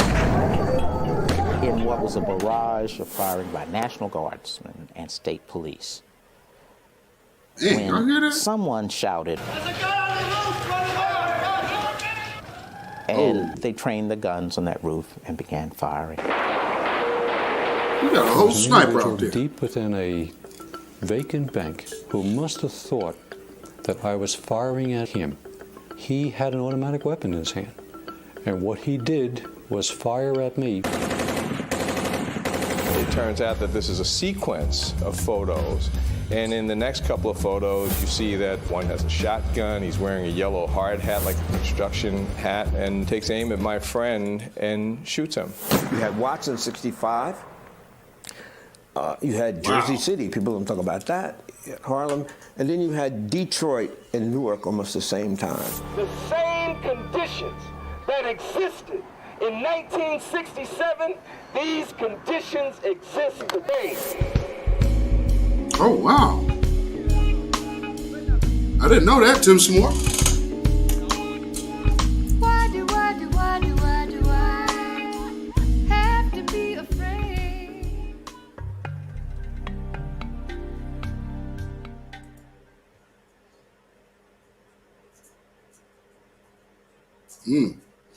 It's going to be a good little piece. Yes, indeed. So, I mean, man, we have had issues, and just like, I think, was that Nino Black or Tim Smore just said, notice how many white folks are talking. Now, again, I understand the idea of allies. Only thing is, in the past, allies have not necessarily been that. We have been the mules, and they have got the tangibles. So yeah, let's think differently here. But, but before I get open up the lines, I want to make sure I play this other little piece just so I can show y'all a little more of just going. That was Brother Tim Moore. Thank you. Just making sure I give you a little taste of the liberation side of the game, because this is one thing that they don't want you to really see. The type of stuff that the ESCCSC goes through, they don't want you to see that. Now, the other incident that he was referring to in the video, again, was another incident. Like, I was watching them live while they're on. Black Women Stand Up. Tasha Peters, welcome. They were standing outside or something like that, and the cops just rolled up on them and was just trying to cause just unnecessary drama. So this type of thing was happening with the Panthers and every other black liberation movement. The one thing about this movement now is that there is not one particular group. This is a code-driven movement. This is another thing that worries the powers that be and the normal, everyday white supremacists. Because, see, here's the thing. There ain't no Martin Luther King. Everybody's Martin Luther King. There ain't no Malcolm X. Everybody's Malcolm X. There ain't no Marcus Garvey. Everybody's Marcus Garvey. John Heinrich Clark. Everybody is John Heinrich Clark, because we're all pulling from the same tree. And there it is.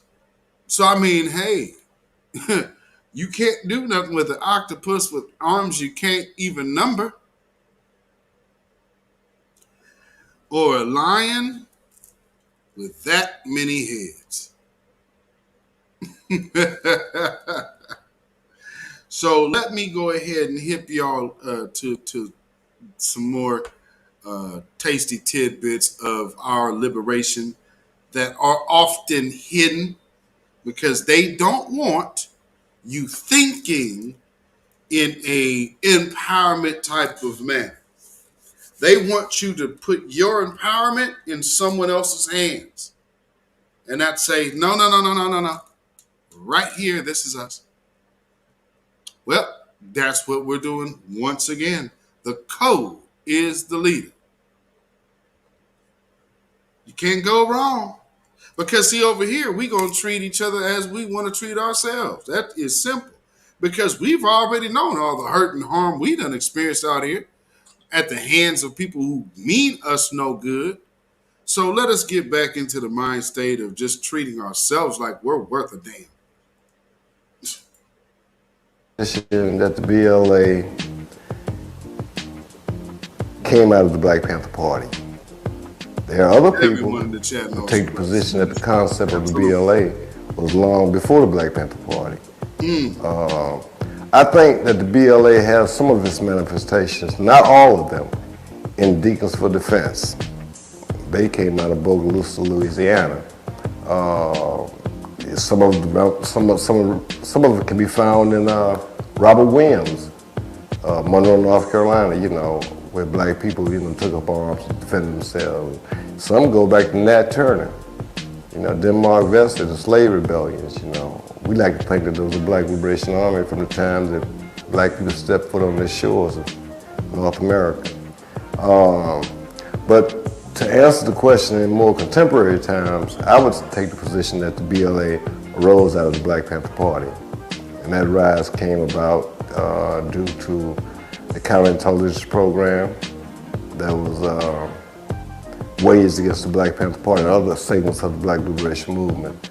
The BLA was an organization I take the position that the BLA came about, the Black Panther Party gave birth to the contemporary Black Liberation Army. This was a very difficult birth, meaning that the BLA was born in blood. It was premature, but the conditions of the time and the split within the Black Panther Party made us have to move the way we started moving. But if we had had more time, you know, I think that we could have did a much better job in terms of developing the Black Liberation Army. Well, it was two major factors. I mean, it all stemmed from the counterintelligence program. Once J. Edgar Hoover started waging war against the party, a lot of things started happening. A lot of Panthers started getting framed up on trumped-up charges, sentenced to long prison sentences. There was a lot of conspiracy cases going on during that time. Panther 21 case, which involved Sunday Outer and a number of other Panthers. There were killings taking place through the government, you know, Fred Hampton. The counterintelligence program of US organization, pitting us and the Panthers against each other, led to the death of Bunchy Carter and John Huggins at UCLA.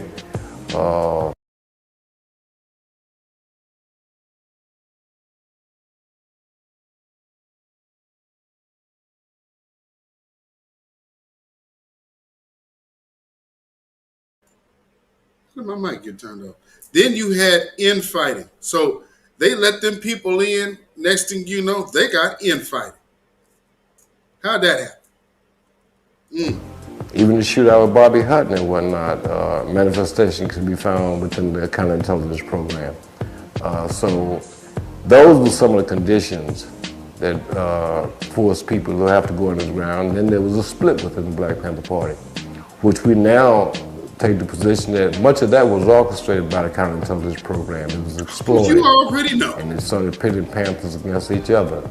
And, you know, people didn't feel safe, you know. A lot of people, this split caused a number of Panthers and chapters around the country to be expelled. I just want to clarify some things in regards to the split. There are those who take the position that it was East-West Coast split, but the split was much deeper than the East-West Coast thing. We need to be real clear on that. Now check out how he describes the dismantling. Family, what did I say earlier in this broadcast? There's a reason why you don't invite trouble into across your threshold. This is why. Listen to the way this thing unravels. New York Panther 21 was on trial. They were expelled from the Black Panther Party. Now that's prior to the New York chapter being expelled. They expelled, the Panther 21 was expelled, and then later the chapter was expelled. But not only did, and that's New York being on the East Coast, but also the LA chapter was expelled. It's a West Coast thing. Geronimo Pratt was expelled from the Black Panther Party. So you had leadership here on the East Coast of the Black Panther Party on the East Coast being expelled from the party, while the Panther chapter was left intact for a short period of time before they were expelled. You had people on the East Coast decided to go with Huey. For example, the Baltimore chapter, they went with the West Coast. So it was not, the split was much deeper than the East-West Coast thing. It had a lot to do with the leadership of the party at that time. It had a lot to do with police repression that brought this about. The split in part was brought about due to the counterintelligence program. And due to the pressures that the counterintelligence program was placing upon the party, there were those in leadership, and some of their thinking was that they wanted to de-radicalize the Black Panther Party. They took on reformist, things that they were doing in terms of organizing the masses of people. There are those that say that the Black Panther Party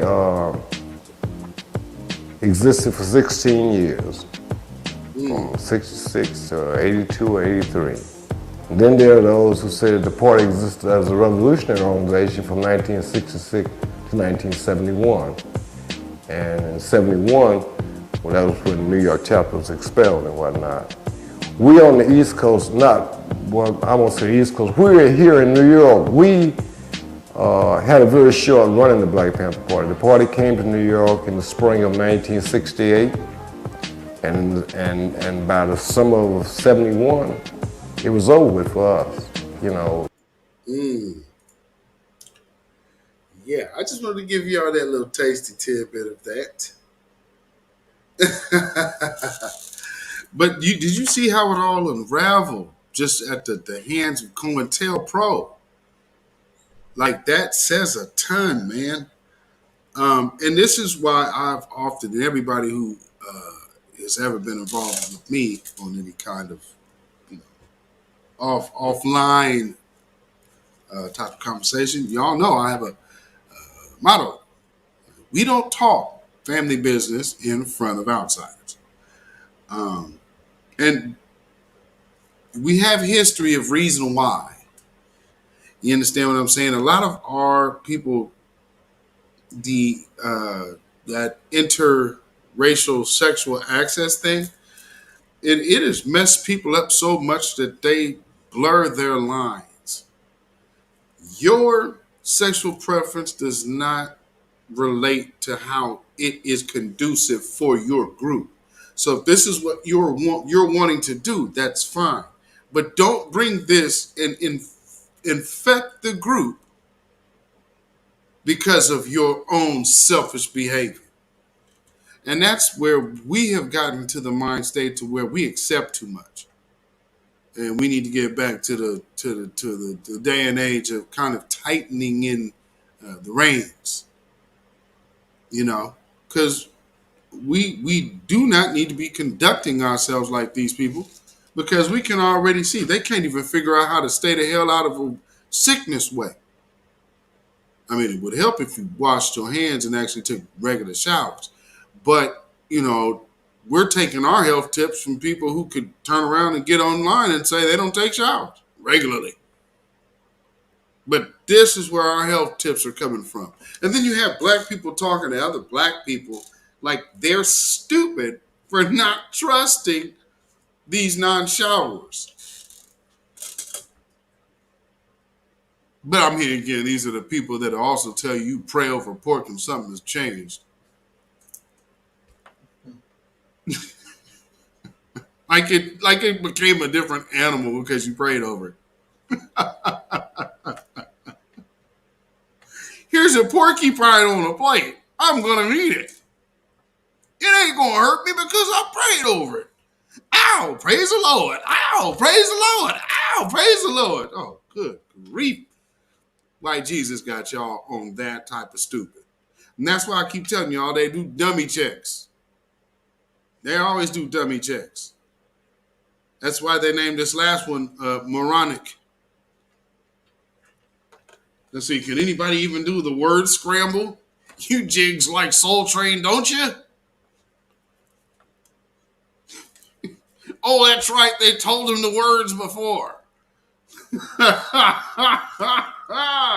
Boy, you guys scramble board skills suck. And then you can't even figure out moronic, but all of a sudden it's Omarion. This is where we are today. Idiocracy. Look at that movie in a different light and just understand, take away the drastic over the topness of it and just break it down to the psyche part of it. Idiocracy. How far are we off from that? F you, I'm eating. How far are we away from that? Everything being about marketing. Everything about ad placement. No one even being able to think on a coherent thought.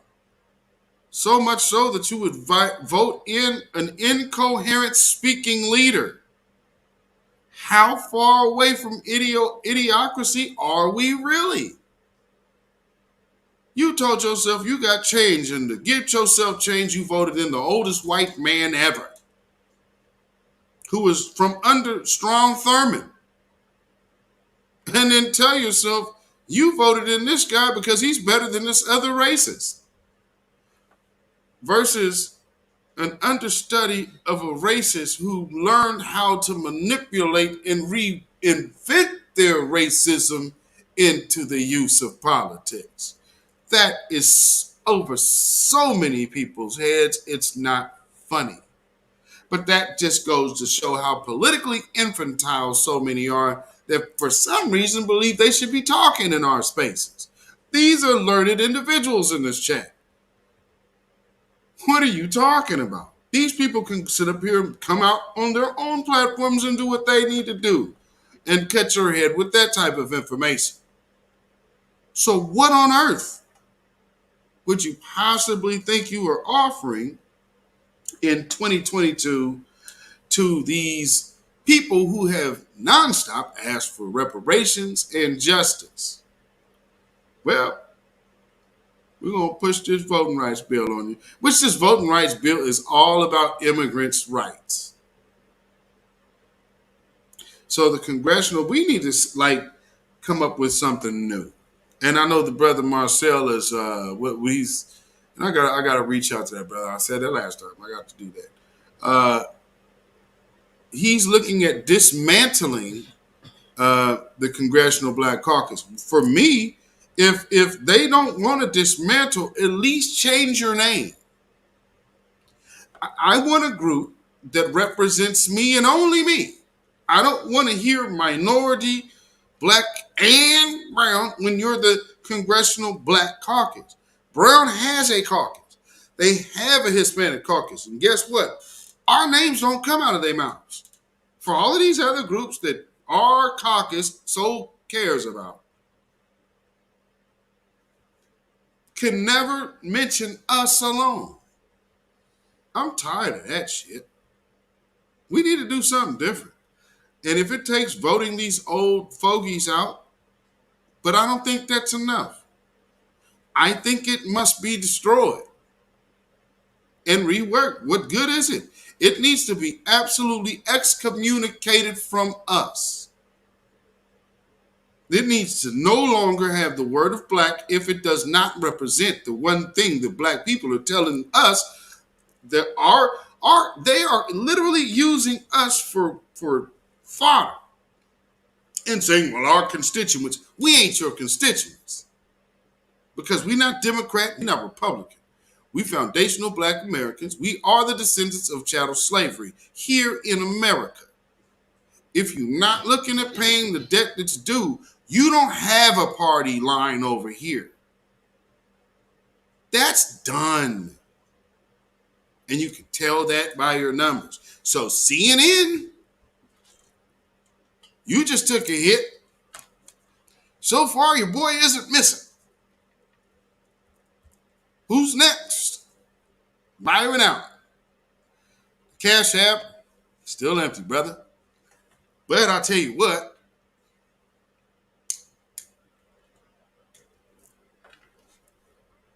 You could either go with us or you can deal with them. But them people go, oh, you already know how it ends over there. Take your chances. But no, you won't run shit because we don't trust you. You can just cut the check, though. Because doing the right thing is doing the right thing. Put your money where your mouth is. Or stay the hell away from black people and go ahead and spend your rest of your life over there with them until they decide to take your little money. And best believe, you will go out a broke Negro.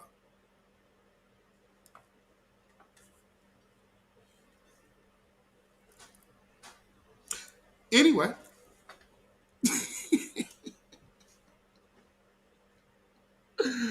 Oh man, you got to knock at the door. You better grab that thing, man. The ladies are out there. Somebody knocking on your door. Who is it? Who is it? It's after 10 o'clock. Who the hell knocking at my door? Man. But yeah, we have to understand. I just, be mindful of how we have these people. Like I said in my last broadcast, I am mindful of people who will have more content of videos with other black folks in their titles than they ever will going at white supremacy. Like, that is crazy to me. It's like, you really think you have the energy and time to go at another one in your own, and I mean, especially somebody who's even over in this lane.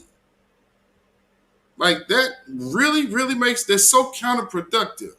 And I mean, I don't say counterproductive like these coon ass chumps that call into like TBA and you're really saying, is that really productive? I ain't talking that type of lame shit. What I'm saying is, if you're going to have a beef with somebody, cool. But your beef ain't got to be everybody's beef because you don't personally like somebody. And truth be told, I understand women kind of get emotional from time to time. I'm going to fault men, and I'm going to be holding the men a little more responsible for some of that you be co-signing and supporting. Because I could sit, like I say, I tend to watch from the crow's nest every now and then, and I just like to see what's going on in these chats. When some of y'all like listening to this mindless bullshit out here, like, Negro, what you doing over here? But I mean, okay, maybe it's something you're getting out of this. Who knows? But I'm mindful of the stuff people say. And then, and it's funny how when in other spaces you see how people's tones change, because for some platforms that I moderate, and then I can see people talking in other chats. It's like, wow, this lingo's a little different. Okay. Interesting. But then I could go to somebody else who's in our same lane, and then I see relative people that I know as this person's moderators. See, vetted all the way across the board. But this one over here, yeah, why are you still listening to this one here? I don't get it. But I mean, like I said, I'll leave it alone. I've left what I need to leave alone. I've said what I need to say. And I will say, in both instances, both groups, both parties took their videos down. Both of them.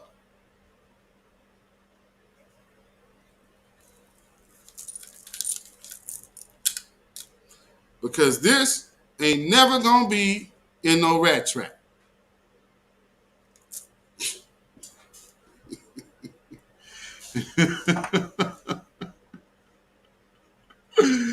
Oh, Lordy me. So, yes, we're going to open up this phone line, I think. Take some calls tonight. And in the meantime, let me go ahead and give me some break music. So we're going to take this real quick break, and then I'm going to put the number in the chat, and we're going to get it cracking. Because over here in the B1 space, hey, man, I think a lot of us in this chat kind of sometimes really, really relate to this. First was the controversial Reverend Jeremiah Wright. I say America, America's mother, America's daddy, America can eat a dick, America can lick the balls. Am I wrong? Cut the check. Maybe we would feel different. You know what I'm saying?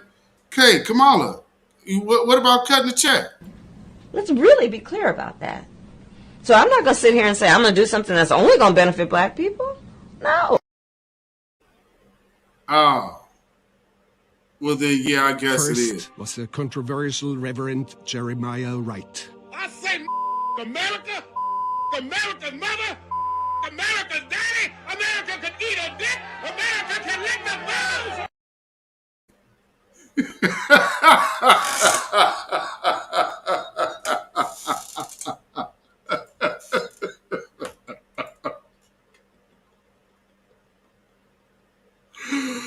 I mean, when some somebody say so, that should have been the appropriate response, but you got these old Negroes over here like, no, we still need to vote for them. No.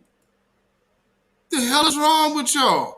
Now, let's just get this one thing clear. I'm not just going to sit up here and say I'm going to do something just for black people. No.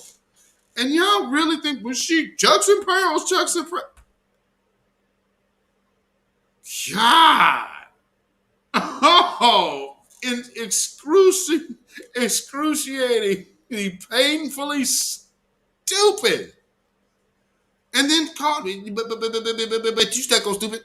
Now, you must not like black women because you hating on Kamala. And now, yeah. And then she always gives the little nervous coon laugh. What? We've been to the border. Have you been to the border? We've been to the border. Come on. Have you been to the border? That is the coldest. But that's when you knew that the media was like, okay, the media is no longer pulling its punches. The media is no longer pulling its punches. The scammer laugh. Let's just be clear about this. No. Oh, good grief. So, yes. We're going to take a break and come back and open these phone lines. First-time callers first, please. I want my first-time callers. If you have not called up before, tonight is your night. And then we will trickle on down to our regular usual suspects. But yes, first things first, we are going on a break right now.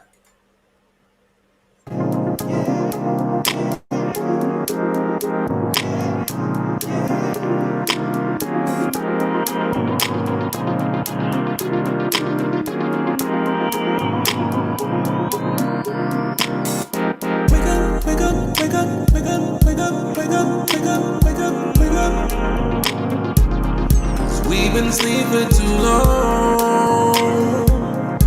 We've been sleeping too long. Wake up, wake up, wake up, wake up, wake up, wake up, wake up, wake up, wake up. 'Cause we've been sleeping too long. We've been sleeping too long.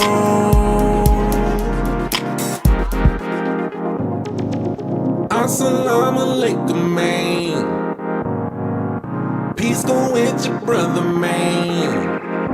Inhale that cake to keep the peace, man. To keep the peace, man.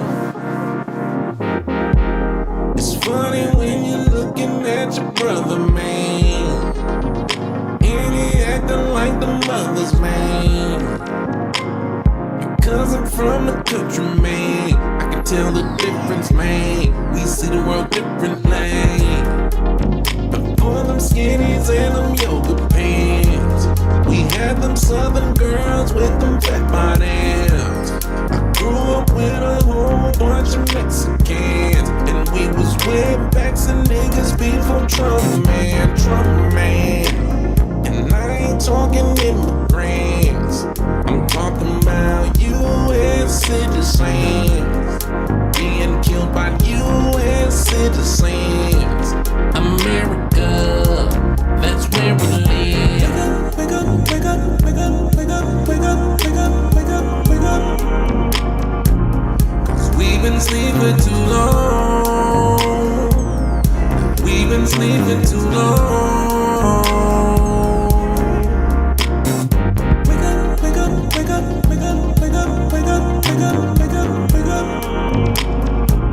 'Cause we've been sleeping too long. We've been sleeping too long.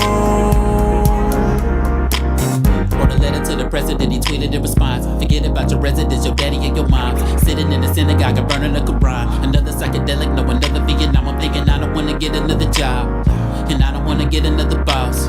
And we don't wanna take another loss. Everybody wanna floss, they don't wanna pay the cost. Wake up, wake up, wake up, wake up in the morning feeling light. Solar rays eliminate the night. Polar step eliminate my fights. No comparison to Christ, but I'm trying to get it right. I've been thinking they can never seen a dead man incriminate a popo and tell him he deserve it. He invisible and loco, playing with our minds, but they never take our soul though. Wake up, wake up, wake up, wake up, wake up, like the song go. Wake up, wake up, wake up, wake up, wake up, wake up, wake up, wake up, wake up. 'Cause we've been sleeping too long. We've been sleeping too long.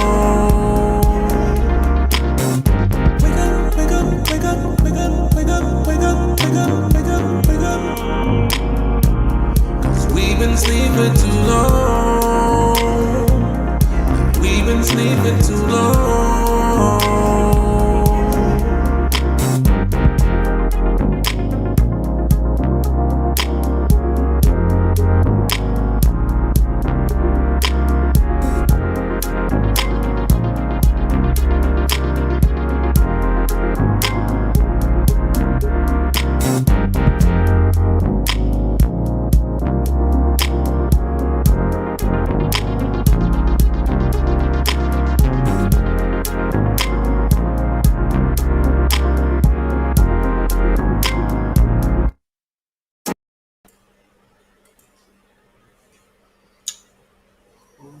Alrighty. We are back. We are back. Okay. Now the number is pinned. Get that out of here. And just here. Share. Oh, wait a minute. I'm going to share this window here. So let me get this going for ya. To do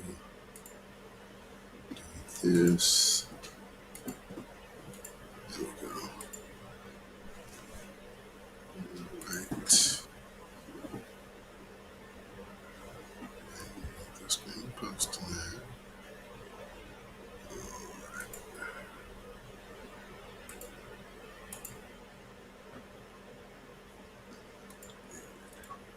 Yeah. Alrighty. So now the phone is open. So new callers. First time callers. The number is in the chat. The number is pinned to the top of the chat. If you have never called into this broadcast before, now is the time. Go ahead and give us a call. Let us know where you're from. Let us know what's going on. What you think about tonight's topics. Right?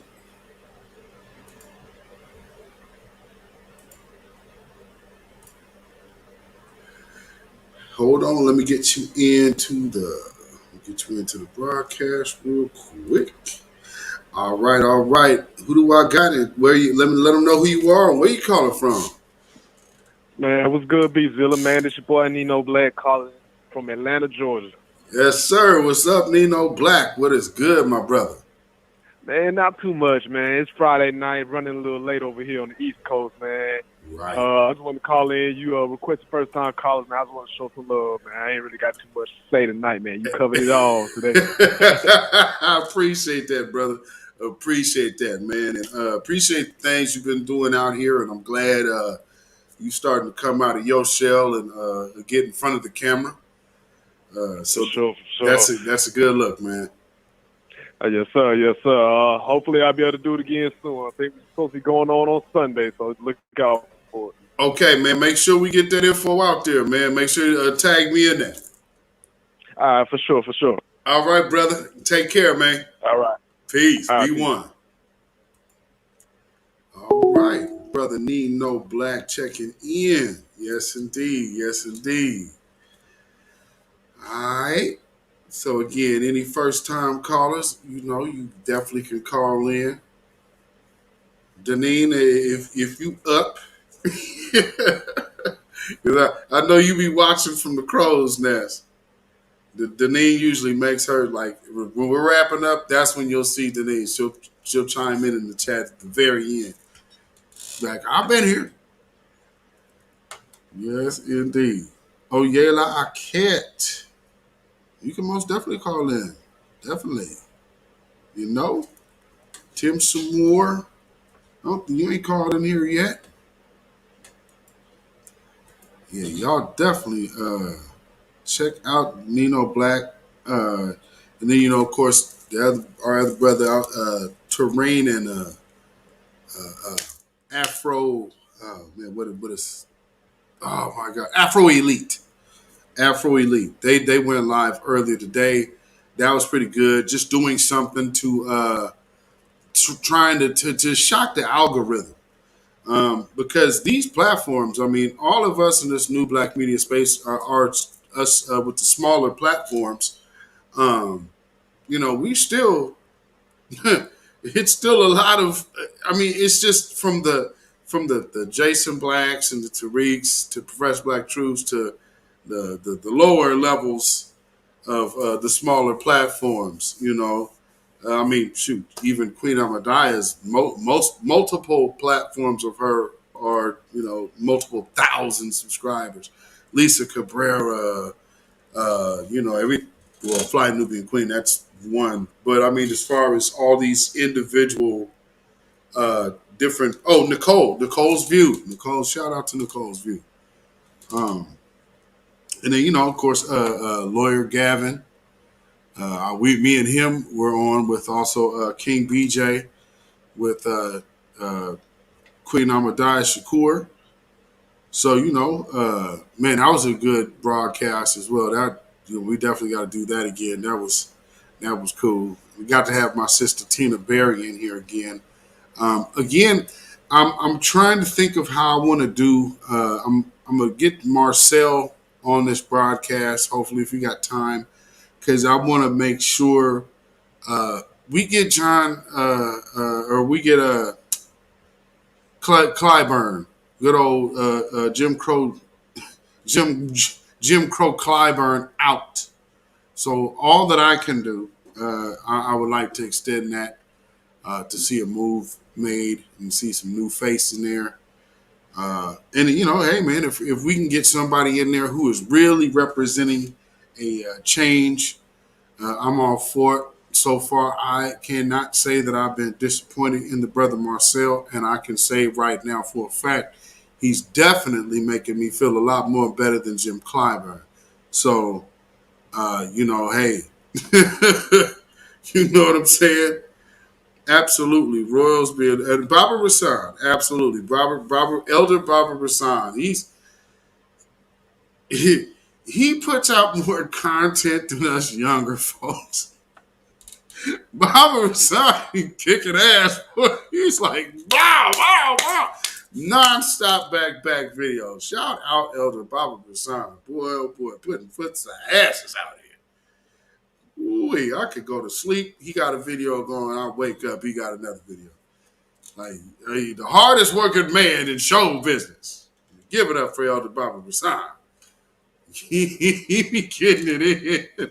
Some of them may be short, but I mean, man, just for the simple fact that just to be able to always keep it going live, I really appreciate what he does. I mean, man, all of this that's going on in our space, man, it is a great thing. Think about it. Like, I got, man, do you all know they hit me with jury duty? Man, they done hit me with jury duty, y'all.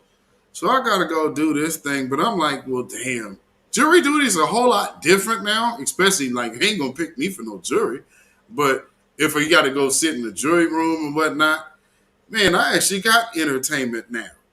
So I could literally sit in the little jury waiting room or whatever where they have all the potential jurors sit. So I can go in there, which you sending me into another super spreader situation, but whatever. Being in there, I got all of this new black media. I could be in there listening to a space if all this going on now that we have to take in. Oh man, you said like 4 to 6 hours of sitting down. Man, I'm like, shoot, I got give me some entertainment, man. Got my chargers and charge up the tablet. I ain't gonna take the laptop out, but I think I will take the tablet. I got my phone, so I'll be good. Cause like I said, they ain't gonna pick me for no damn trial. They'll put me for a pool and be like, okay, have you ever had any interaction with the police? Yep.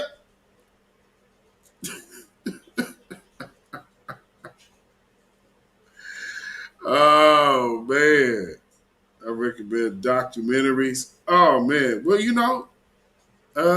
I have a few. What I need to do is I need to get one of them DVD machines where I can actually transfer my DVDs over into files. You feel what I'm saying? That's what I need. I'm sure there's some kind of machine I can get that does that. Or maybe it's a program or something. I don't know. But I would love to start moving my DVDs that I have over into actual files, because do y'all even watch? Man, my thumb drive in my TV right now. I would show you my thumb drive. My thumb drive is literally in my television right now. So, do y'all even? Yeah, those early 2000 movies are priceless. So I just need to move them over to be able to play them on the TV, on the computer, put it on the stick. You know what I'm saying? And I'll be good. Shoot, man, get you get ConvertX to DVD. Write that down. ConvertX to DVD. Thank you, Tim, some more. Me and my wife have been looking for that answer for I don't know how long, brother. Good grief. Because, man, all them early 2000 movies, I was able to find some online. Like I found, I got like The Wash. I found Thicker Than Water.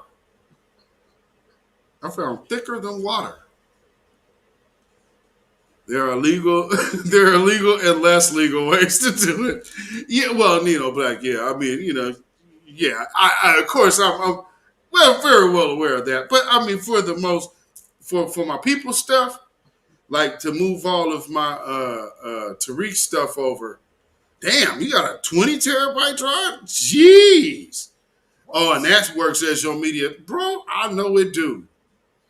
You don't never have to get cable. If you just if you can convert all your stuff from there, man, you ain't never got to turn on the cable box. 3 strikes is what about 3 strikes. Have y'all ever seen 2 G's in the Key? Have y'all ever seen 2 G's in the Key?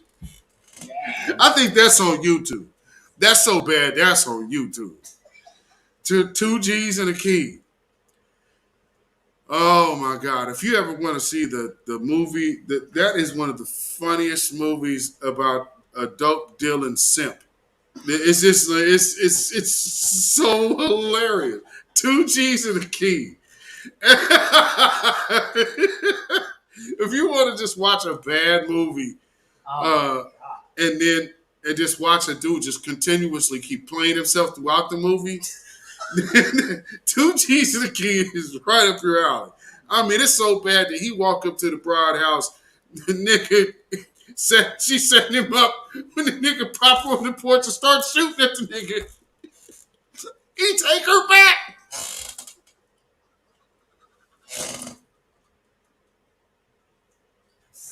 Like I said, if y'all ever want to see the simpiest love story about a drug dealer, man, 2 G's and a Key. It takes the cake, the Simp of the Century Award. Oh my goodness, the Simp of the Century. I'm talking about this chick set him up with her ex-dope dealer boyfriend. Open the door, this dude started busting at this dude off the porch. Luckily, he able to get away. Then he beats the broad up And then this simp goes back, oh, baby, it's okay. After the dude that after shooting at him, done beat her up. Simpiest movie ever. You said worst movie ever?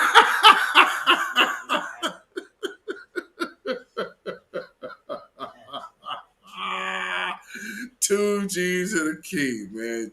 Trust me, if you want to see a movie about how deep simping can go, you will not be disappointed. Man, we saw some bad movies in our day. Like, even like, for those of y'all who are black exploitation fans, there's been a lot of some of them fly-by-nighters. Like, because me and my partners, we would go, man, when we was young, we would go to the rental store and go get the Dolomites and go get the Superflies and whatnot and just be all, all up in the house chilling. That was kind of like the family movie night type of deal.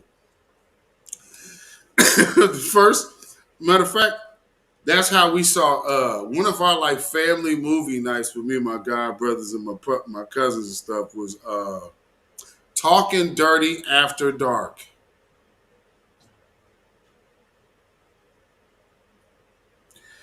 Don't watch that movie with your kids anywhere near because that movie is extremely adult. But the comedy and some of the subtle jokes that you weren't expecting just hit you like pop, like a ton of bricks, man. So some of like classic humor. That's a Martin movie. Martin Lawrence is the star of that movie.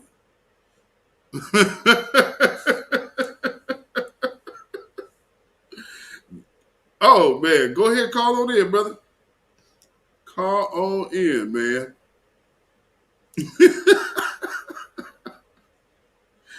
Oh man, yeah. We need to get to more movies because, like, I told y'all, my wife found the Cosby Show, so we got the whole Cosby Show on DVD. I gotta move that to get to the computer because I'm starting to learn now. We have been so darn spoiled with this new way of doing things. I don't like fooling with DVDs no more. Hey, let's see. Let me get you on into the broadcast here. Hey, who do I got and where are you calling from? This is Tim Samoa out of Baltimore. Yes, sir. What is going on, Tim Samoa, my brother?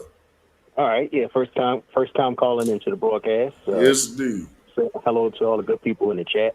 But I was just calling in just to explain about the way of cord cutting. I've been a cord cutter for like a long time. Like I said, I'm an IT trained person. I'm saying I'm not just talking stuff, Right. Yeah, Go ahead, plug it, brother. So that's what I was saying.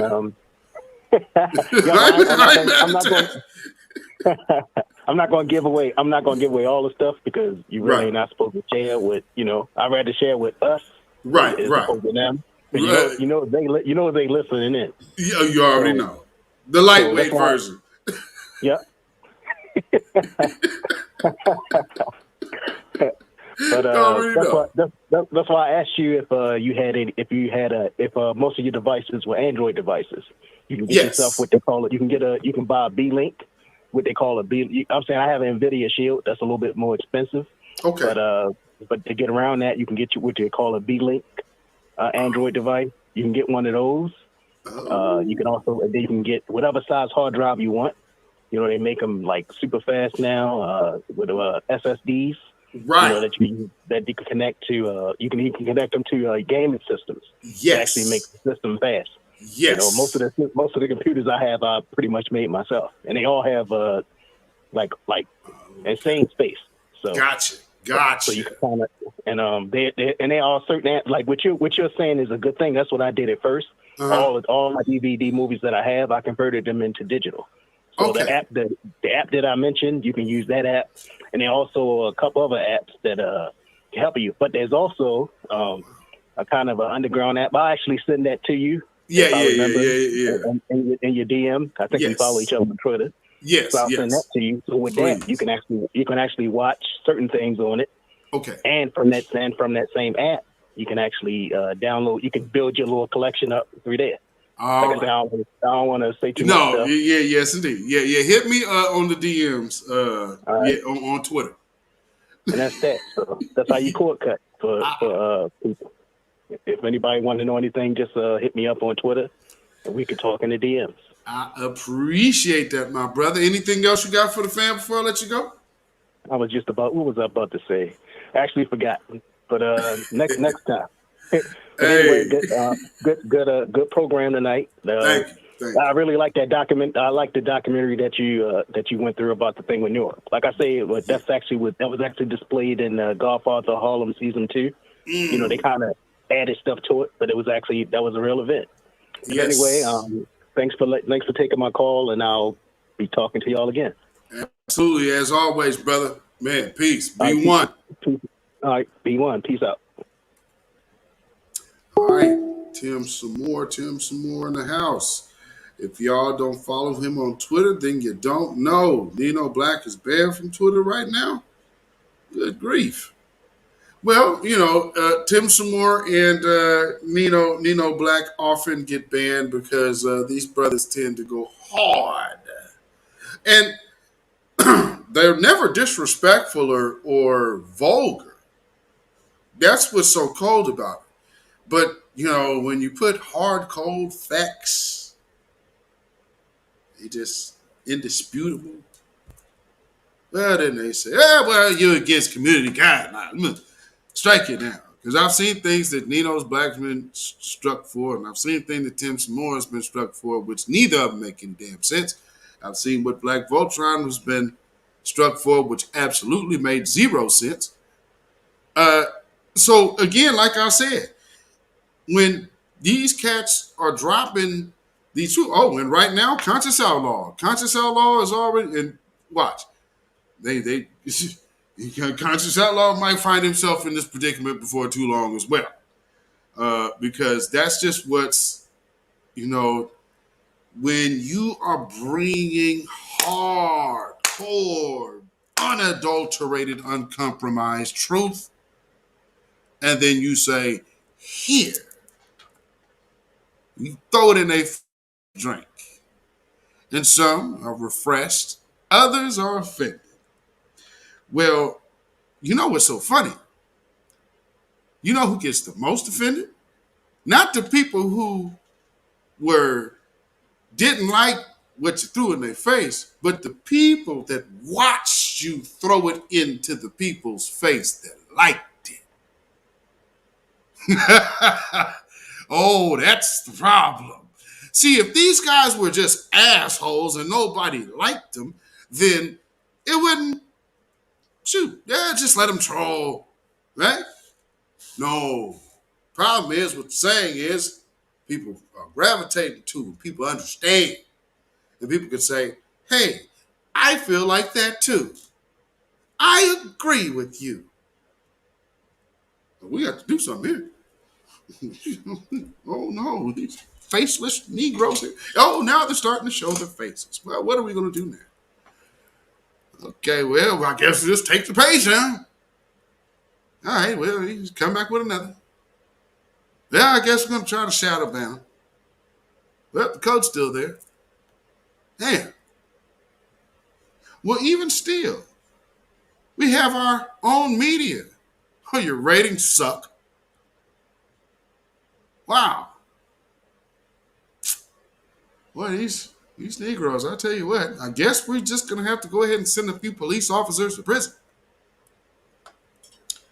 See if they can bite on this voting rights thing, because, boy, that climate change thing sure tanked. You see how they I told you everything they're going to do. Here we are right back. You just need to see them spin their wheels. No, we're still here. Cut the check. Yeah. It's like, we ain't worried about your sympathy. Yeah, that's cool. That direct deposit ain't hit yet, though. It should hit in the morning. When can I expect that check to hit the bank? that time when yesterday was this, but today it's this. If we not discussing this, I don't need a voting right. I need a check. Because, see, I could have my check. We could be building on our own little piece of land and building together and creating our own economic base. What the hell does a vote got to do with that? I don't think we worried about too much voting then because we off by ourselves doing our own thing. Go ahead and handle your business, pimp. Because now we can just pay for a politician to go handle our business like all the other groups do. But they ain't voting. They own their politician. I mean, new black media equals foot to ass ratio. That is a fact. And so when we are in these spaces with all of these people that you see, man, y'all better know it. It's a new day, baby.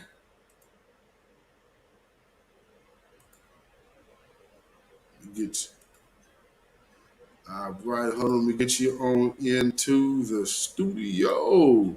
All right, who do I got and where you calling from? This is CH464. All right. All right, where you calling from? Ohio. Yes, indeed. CH464, a royal court member. I said a royal court member. Yes, indeed. Yes, sir. Yeah. I want to say shout out to the family and shout out to Black Mama. Absolutely. Shout out Black Mama. I'm so glad you're feeling better. Yeah, very much so. Mm-hmm. The reason why I'm calling in is, for one, that video that you showed, that brother with the police officer and that whole situation, I think he handled it very well. Mm-hmm. And I think the police officer, he was trying to make him get emotional. He wasn't falling for that. You know what I'm saying? Mm-hmm. Absolutely. And I have much respect for that. And I think the problem is, a lot of us, we get so emotional and they use that. Mm-hmm. You know what I'm saying? And that's why a lot of times we get in those situations and they end up having the ball and we don't. You know what I'm saying? Right. And I like how he handles himself. Exactly. And that was important. That's why I really wanted to make sure I showed that. Because, he demonstrated a respectable posture without cowering, but didn't get overly animated and whatnot, and just kept it right on the level. Exactly. Yes. And he still got his point across. You know what I'm saying? Like, he didn't overstep himself at the same time. Absolutely. He kept his composure and everything. Right. And that's a huge thing. Yeah. And we got to see that more. And I understand, sometimes we get in those situations where you feel like you don't know what to do. And it's kind of like you don't know how to handle the situation sometimes, how they come at you. Because I've been in that situation before, too, getting pulled over. You know what I'm saying? Right. And you kind of want to react, but then at the same time, you know what I'm saying? You don't want to react too much because the ball is still in their court, and you have to understand and remember you're behind enemy line. Absolutely. You got to always remember that in your forefront. I always say, look, like Amadiah says, go with your first eye. Understand that you're behind enemy line. Facts. They still have the upper hand. Mm-hmm. Their day is coming, though. Their day is coming. Always remember that. Let them think that they have the upper hand at the moment, but they don't. Let them think that they're winning, but they're not winning. Very well said. Very well said. I appreciate it, man. Yeah, no, very well said. Oh, okay. No, go ahead. Okay. All right. And I just want to tell the family, I love y'all. And, at the end of the day, we got in the Most High. And I really do care about y'all. I really do. There really is love here. I love chatting with y'all in chat. And I really look forward to it. I really do. And I'm so glad, Beatzilla, that I found your channel, Ken Amadiah put you out there like that. And ever since I got on, I can't stop now. And I really appreciate what you do for us. I really do. I really appreciate you. Thank you so much. I appreciate it, man. I appreciate it. CH464. Thank you so much for calling in tonight, man. I will be talking to you soon. May you have a blessed evening, brother. You too, brother. All right. Y'all. Black first, brother. Black first. All right. CH464. All right. We done had some first-time callers in here tonight. Black Mama. You want to call in? Do you have your voice back? You got your voice back, Black Mama, because I know a few people have lost their voices with that good old My Sharona. You know, we finally got Queen Ahmadiyya back in action today. You know, because this thing, you know, it can affect people different ways, and especially this being also, you said your voice is shot. Oh, it's all good. It's all good. That's why I asked. I was like, do you have your voice right now? Because I know how this is working. So for people who have had to have it, you're probably going to want to rest. I mean, because like I said, when I had it, I was 7. But I can only imagine at this age now, he's whooping my ass. Oh, Sleep City. Probably the most sleep that I've had in a long time, though. Maybe it'd be a good thing. Who knows? Man. But I will tell you this, like, you know, enjoy the rest, because maybe ultimately, maybe it's a gift and a curse. So enjoy the rest, although the circumstances is of a sickness. Let your body heal. So you said you sound like Peter from the You sound like Peter from the Brady Bunch when he was family. If y'all are not old enough to know about that episode, y'all need to. There's an episode of the Brady Bunch where they had like this family singing group at the time in the series, and Peter got this he got this like serious cracking in his voice.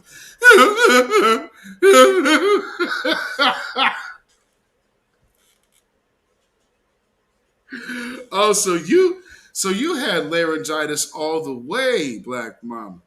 Because if you sounded like that, that's how you sound when you're coming back from laryngitis. I've had laryngitis 4 times in my lifetime. So, yeah, you get that laryngitis. Laryngitis, no joke. When I used to hear people as a kid, and you'd be like, oh, they got laryngitis. Oh, that's a joke. They can speak. No, the hell you can't. And the more you try is the less you will have. When it's time to change. Man, I'm telling you. Yeah, I've had that. I've had the and I've had some odd sickness. I had hemolytic strep once. Hemolytic strep throat is a strep throat that cannot be cured by antibiotics. Some may even suspect that one of these newer type of variants, moronically, might be more like hemolytic strep in symptom-wise. But, you know, who would know? I mean, I'm no doctor. But I can say this. Everybody that I know that got that Omarion is fully marked in and online.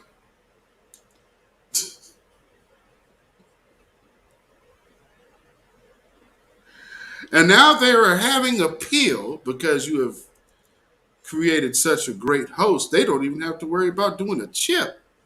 Pfizer said, we figured out a better way. You'll still let us shoot you in the arm, But instead of actually shooting the chip, we'll just prepare you by shooting you up. And then here, take the chip by way of the pill. That's better. Oh, Lord.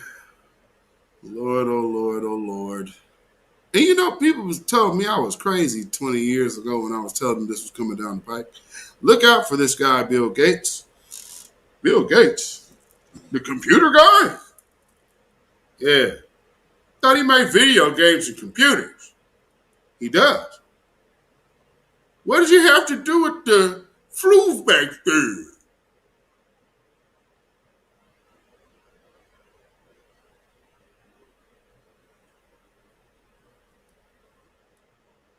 And in 2022, because see, when I'm saying this, there was no free go to Walgreens, get your jab. There was none of that when I was telling people this. Then all of a sudden it became a thing. It's like, geez, I don't know how many times. DARPA. Number one, signal. Put it online. Right here. This finger. But no way a black man could know. Well, then there's no way I could ever tell you 20 years ago who would be the players today if I didn't know them. But, you know, it is what it is. If I was like on stage selling a lie, I guess I'd be more believable. If I was on screen in Hollywood selling a life that I don't lead, and then I'm selling you this ideal that it works, and then I have a table talk and see that it doesn't. But we've sure sold a franchise of absolute failed relationships while doing it, haven't we? Now we're moving into the Dwayne Wade and Gabrielle control freak high ranking witch union. Gabrielle Union, my bad. You know, and now you got a chick who will turn out another woman's child into a girl, and the rest of the world applauds her. Yay, you're so good. That's not your kid to do that to, but you're so great. And we are homophobes and transphobic for saying, hey, that's off. Or, And I don't agree with everything Angela Stanton King will say. And of course, as you already know by now, I may not too much fool with her company. But I have to agree when truth is truth.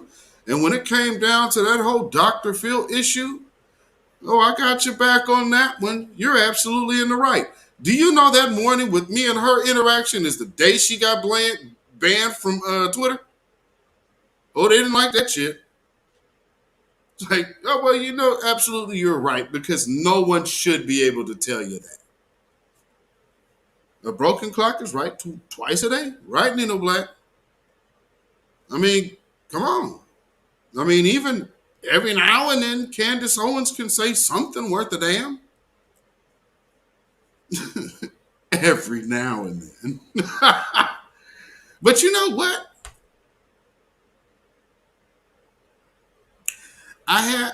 When I say that a broken clock is right 2 times a day, then I guess the Lord just ripped the arms off of Diamond and Silk, because they were never right.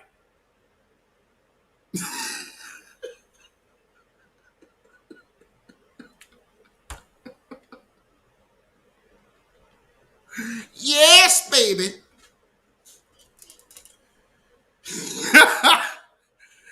Yes, baby. There's a dude that we know from my city that like he sounds like that naturally, but he's like the flamboyantly like gay dude. So it's like every time I hear yes, baby, it's like, okay, Al, who am I seeing here? Am I seeing Ray? Am I seeing Ray? Shell, if you are still in the chat, you already know what I'm talking about. Yes, baby. Y'all know Ray. Y'all from Portland, y'all know Ray. So when I see stuff like that, that just cracks me up. It's like, that's a character, man. But nonetheless, I want to make sure that everybody, all the first-time callers have had an opportunity to call in. I appreciate everybody that has. You said Cole and polyester. Oh, my Lord. He said, I don't applaud her for creeping with him, and she knew he was married, plus asking him to take the children from their mother. Now she's exploiting the baby who looks like them. Yes. That I mean, that is so crazy, and I never understood how people are co-signing that. I mean, it's like, this is okay. Tell you something, man.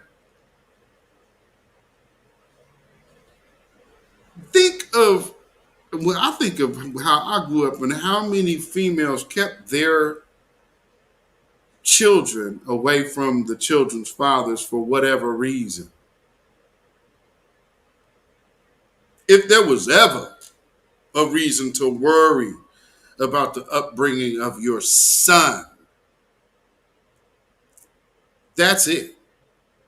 I mean, Gabrielle Union ain't no different than Charlize Theron. They all on that butt breaking shit. And, you know, people can't see that. I used to have a female that I used to talk to back in high school. The boyfriend she had before me, she was talking about how he always want me to use a dildo on him. Something is up with that. You wouldn't let me do that to you? Hell no. The hell is wrong with you? That smothers you. That means that he's liking it. No, it's with me. Pump your brakes. Listen to a man with your balls. Nah, we ain't moving like that. He like that because he like that. No, it's different because we together. So you gonna put a strap on. Well, he don't want me, so how you doing it? With his legs up?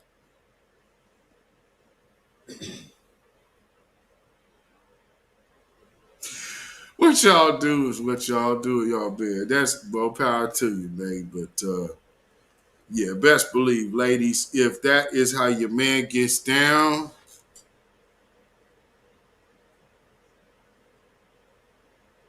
all right then. Oh, bass player, what do you call that? Boo-boo tip?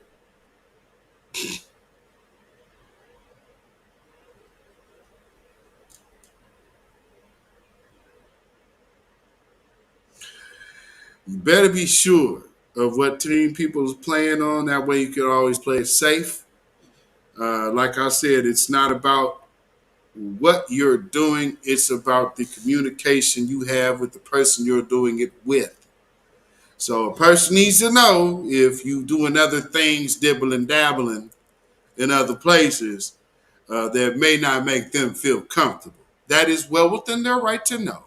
And you know what lets them and what lets you know that they're well within their right to know is that you, in some places, can't even go watch a damn movie without telling people your medical status. So now when you meet a chick in the club, be like, hey, baby, yeah, you cool and all, but hey, check this out. Number one, you already had them boosters? Yeah. You got any STDs? I just want to put real life in perspective for you because you actually bought into that other line of bullshit. How many abortions you done had? I mean, since we're divulging personal medical information, maybe rewind what you've actually co-signed and reevaluate your life. But you fell for that stupid shit. So let me ask you this. Oh, man. I mean, put real life in front of them real quick. I was in a conversation with a vegan. I said, I was like, I bet you a furist murder type individual, ain't you? He said, yeah, furist murder. It's horrible that they do that. Right. But you also support abortion. I'm not calling you right or wrong. I'm just saying, do you see the hypocrisy in it? Baby, animal. You've made a baby less than your view on an animal? Gotcha. Maybe that's what not eating meat do. Now I know from my non-meat eaters, y'all got better sense than that because y'all got sense. But I was just saying that for them to understand a point of the lack of understanding that they had. And maybe for them, being a Neanderthal, they did need the protein. So maybe eating meat actually would have helped them to get more comprehension.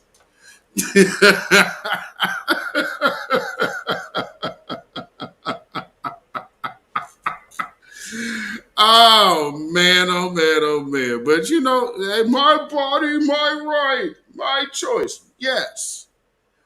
And then people gonna call you stupid for not getting the jab. Well, I mean, it's about public safety.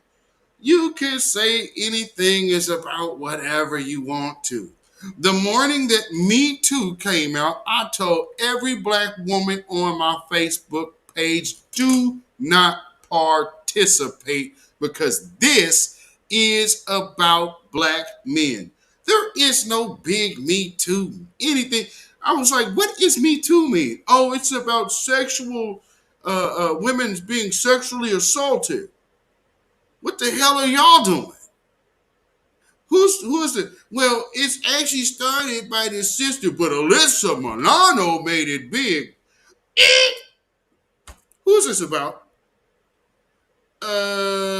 Well, rich and powerful white men.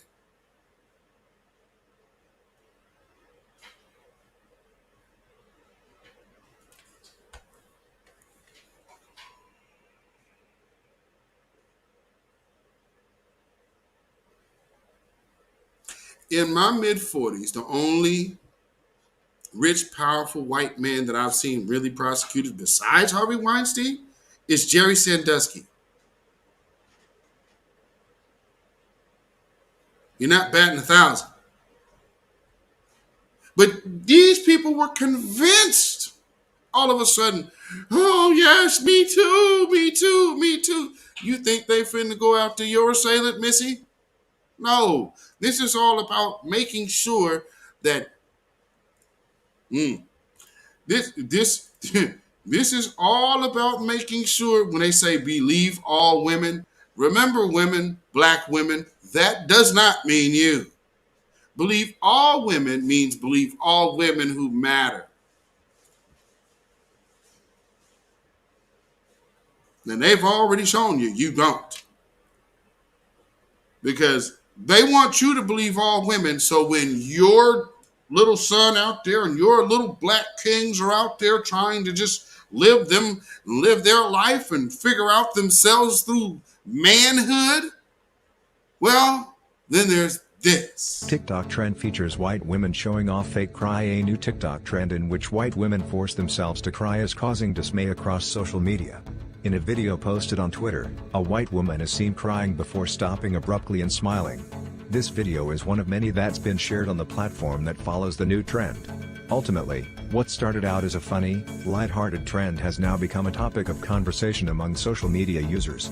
Many online are sharing their thoughts on the videos, most of which surround the topic of how white women have a history of faking distress and, ultimately, causing harm to black people. Imani Barbaran, a black woman, shared another video on Twitter of the trend, saying it is nothing new to see white women fake cry. This is not a trend, this is just our lives, Barbaran said.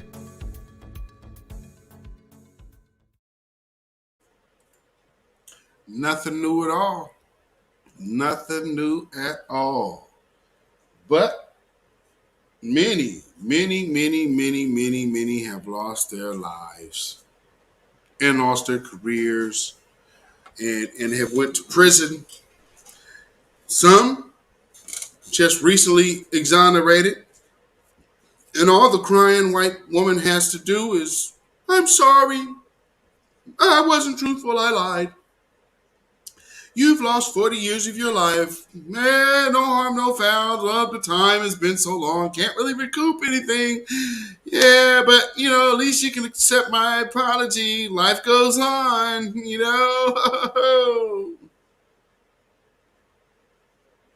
And no one ever gets punished.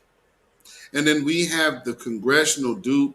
I've never, and throughout all this shit I'm saying, always remember, we have black politicians that are supposed to be addressing our issues. I've done addressed a ton. And these sorry old Negroes ain't stepped in one bit for their actual constituency, which is us. Again, I say in the Congressional Black Caucus, or they take their name off of our community.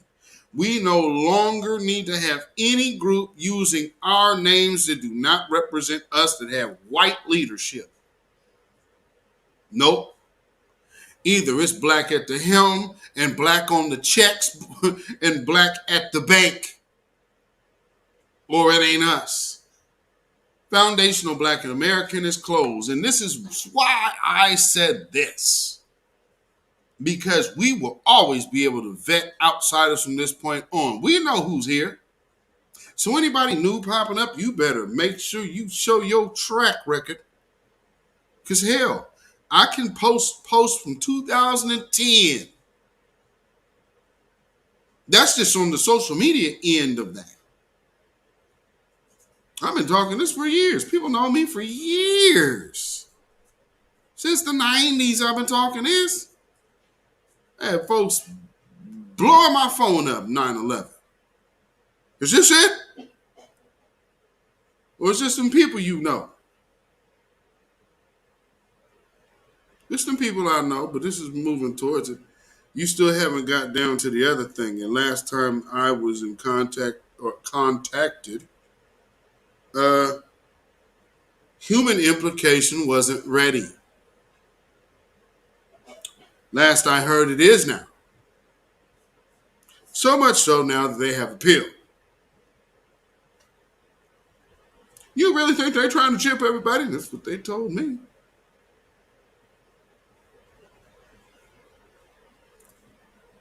Here we are. And I will say this. This could have been one of them things that I would have said, oh, well, I just see this coming down the pipe. This ain't. This is when I was told, and I've nonstop told everyone what I was told. Guess what? Because it looks just like me, no one believes that's what it is. And I can tell you a lot of spiritual things. This particular incident has nothing to do with it. It's everything to do with where I was working. But, it is what it is. So, yes, there are prophetic things that I can say. This ain't one of them. This was just one that this was a warning. This wasn't, you could call it prophetic because nobody was really aware. But if I say, my view of a prophetic thing would be saying, I had a vision, or I get a premonition or some kind of feeling that this is how I see what's happening. Okay. Then when that comes to be, now you can validate me as being prophetic. This instance is me telling you what's coming down the pike because I was told. There's nothing prophetic in that. It may seem that way because you were in disbelief of my truth. But that don't change what I've lived. So what people are seeing now is, yes, this is my best friend could tell anybody, anything that got Bill Gates attached to it, avoid. Because I told him early. He knew before 9/11. That's why now everything he see coming down the pike, like, oh, well, it's happening. Hell yeah, it is. People want this thing to go on forever. as a black person in America, why would you? If you had the opportunity to be in a better situation, we talk separation all the time. But y'all want separation when these people won't allow you to be separate. It's almost like, I'll give you a perfect analogy. Remember when Pharaoh let the children of Israel go?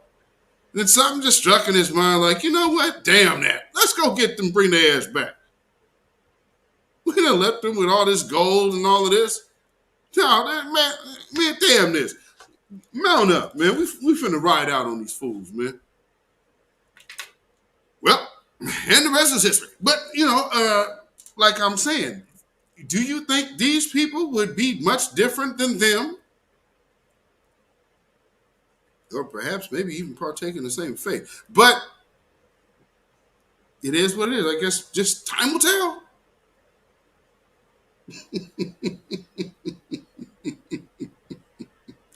Okay, good. CH464 got another family member back in the house safely. Yes, indeed. Because you know how things can be out here in these streets when you have to move to and fro after dark. Yeah, well, shoot, that brother's in a marked car in the broad daylight, and the police over there trying to assassinate him on some sneak stuff. So yeah. Oh man. So again, just wanted to make sure I played the video of the brothers and also demonstrating how our people get fooled with. And then we have these little weak ass infiltrators that they send us, and then they get promoted as like, this is what you need to look for liberation. Meanwhile, you have the police targeting people who are really about liberation. On, hey, I'm not going to even call this call in. I'm just going to see if he's going to call in after he shoots you and then say, I feared for my life. And hey, it just happened to spur of the moment. And yeah, so that's why he's over there talking to the little sergeant, because they was trying to figure out, well, damn, how we couldn't make this one work? All right, we just got to let him go here. See if we can find another.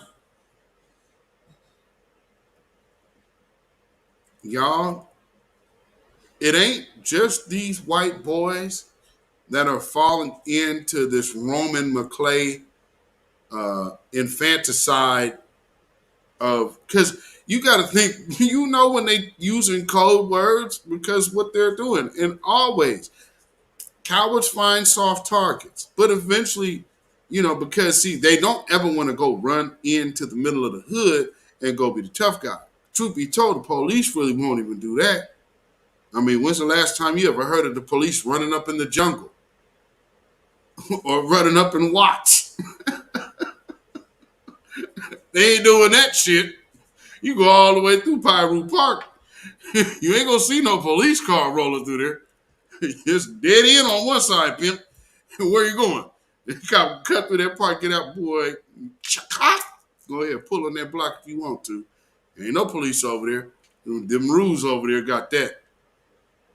That's the only police over there in that part of Bompton that you need, bruh. Quote a day at your local cop station. Man, and we had them here too. Man, we had this one black cop that was following us one night, just harassing me and my wife for absolutely no reason. And just like after we parked, he's circling the block, coming back, rolling by slow. Like, what's really going on? Black cop. And he all by himself too. Because, I don't like titles that other people put on you. One that I think I've been labeled as is radical. But I ain't never told nobody to pick up no arms. Will I shoot a white supremacist? It's what you send me to prison for.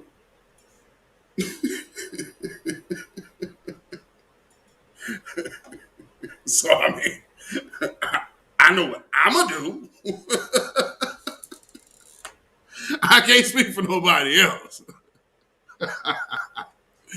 I mean, hey, man, you succeeded. You made me a felon, for defending myself from a self-admitted white supremacist. Which now is so funny.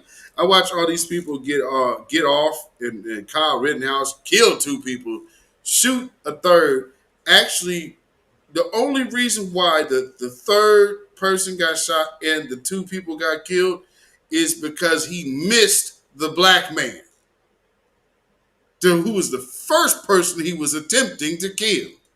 But for some reason, because of it worked out perfectly because the black man had some legal shit going on. So he really wasn't trying to be named as a victim. And then, so I think really that's the main reason why they wasn't trying to label him a victim, because one of them people was black. And then as soon as it came out, then they tried to start running his name. What difference does it make? Kyle Rittenhouse ain't guilty now, and the man that he tried to initially kill, they up here still, like, what you gonna do? Try to prosecute him for kicking the boy in the face? He got off anyway. Let's just be glad that skateboard man got off with a kick to the face and hit him upside the head with that skateboard. Good for you, brother. Shit, to hell with Kyle Rittenhouse. And every nigga down with him.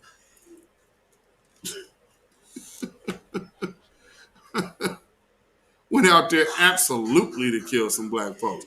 All these Satan worshiping white supremacists, and then you got the little Ethan McLeod and his parents. All these people are devil worshipers. All of them. All of them. 3%. But I told you what the Babylonian religion was. That's why I wanted you to see for yourself what these people's philosophy is. The religion of white supremacy is Satan. Any Negro getting over there thinking you doing something, you need to be swung on. You get your dreads yanked out your head. But, these are the type of things that people just blindly be playing with and get themselves involved with, man. All right. And then you take your ass out here to the boat. We gonna go to the river with Johnny and Jimmy and Jenny. Buffy's my friends, man.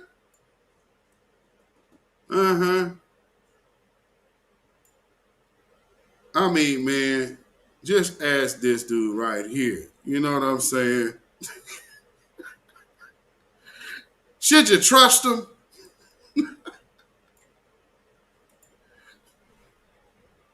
Shout out Ashley Babbitt. Never forget January 6th.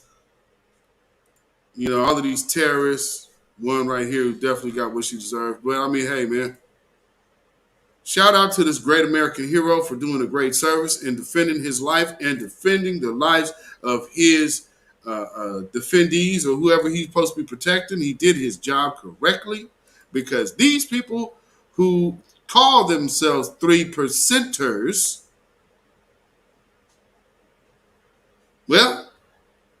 or oath keepers, this is kind of what they're down with. Oh, and here's another picture of their God. Oh, maybe that dude looks familiar. Oh, and here's the other God that they really are into. Those two are the real big ones for them, man. Yep, there's some more. Oh, yeah. Oh, here's them on a holiday. Boy, it looks like they're having fun, aren't they? Boy, you tell me what's the difference between them. Not much has changed. Not much has changed. Oh, these boys having a good old time. Oh, man. Murder and mayhem. Hey, kill me as a sacrifice. Giving it up. Fun times, dude. All for the whore Babylon. Look at all those kings ready. What does America have to tell me? Oh, boy. America has to tell you this. And this. That's who you guys are. And then sometimes you just got to remember people that you don't see all the time, because they don't necessarily look like this or this, but they're definitely like this. Bohemian Grove. Oh, and they make sure that this lady sitting on this little beast right here, oh, that beast just don't keeps right along a trucking with all them different heads on it, making sure it spreads its cup of abominations to all of them. Listen to me, we're big bad America. Because these people right here, look at that dude over there in the middle. We should be listening to anything that he puts his money behind. Oh, look in the middle and then look over to the left of Tom Brokaw. Huh. If I see George Soros and Anthony Fauci right there, and then you got Bill Gates Sr., Mr. Eugenics himself over here, something at some point should be registered in common sense in my mind not to be this guy. For the person who hit me on my inbox and asked me the most dumbass asinine question about what do I think about the jab.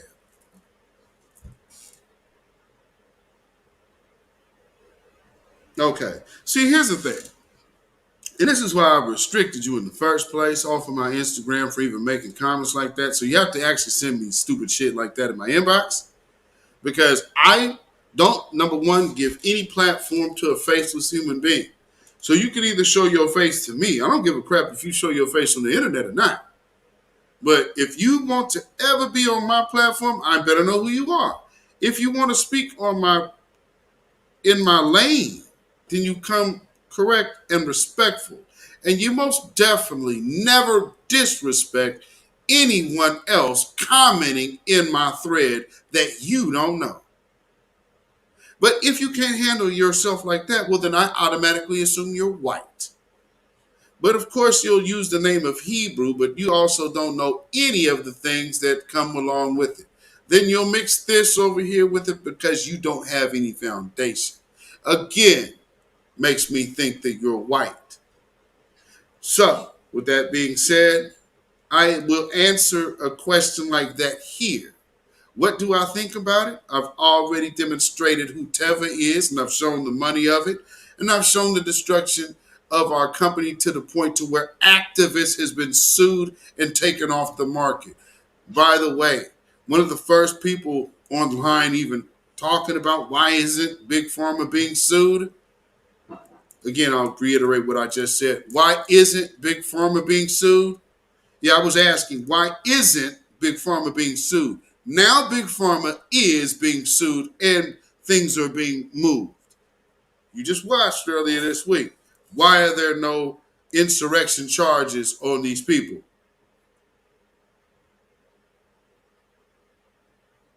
This is Friday.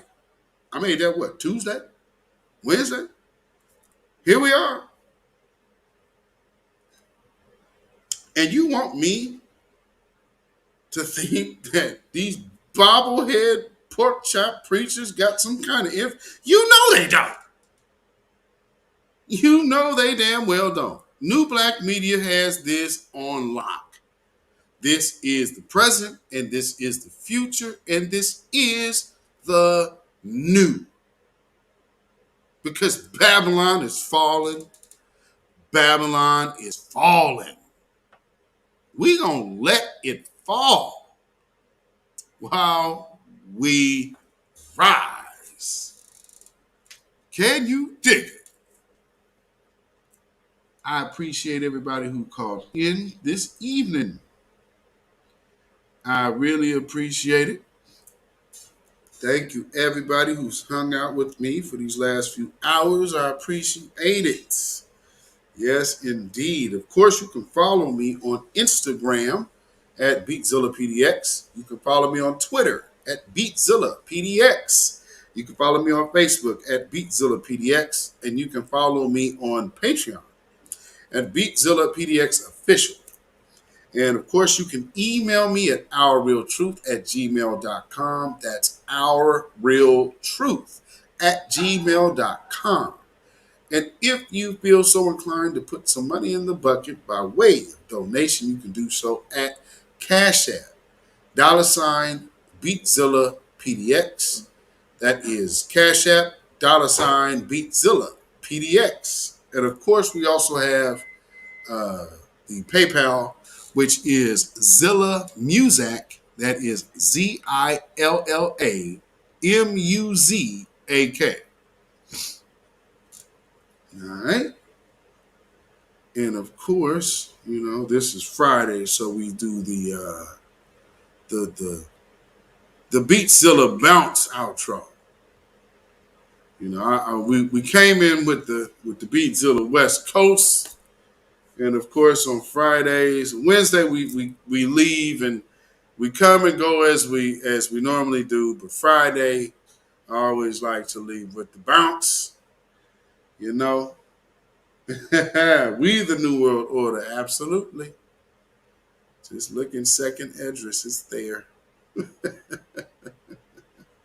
For we are the beginning. Because we are definitely at the end.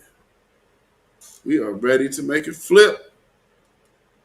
Just make it do what it do. So hopefully all of y'all will have a blessed week. And everybody that's healing and healing from your sicknesses and whatnots.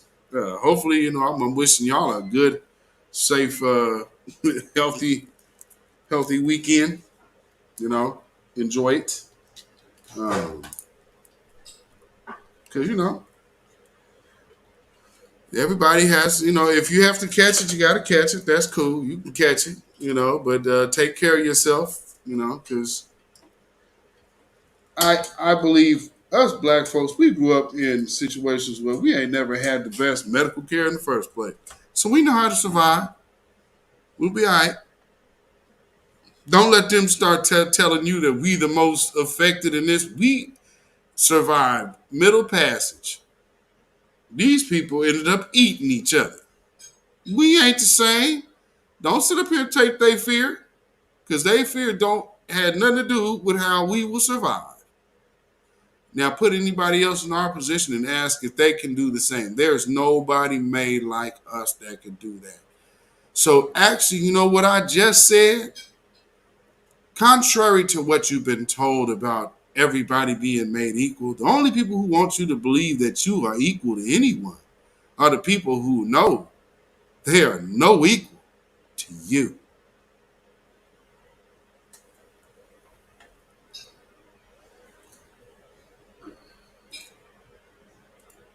So take that to rest with you, because they know. Just ask Ashley. Shout out to the great American hero. Woo-wee. Oh, and one more time before we go.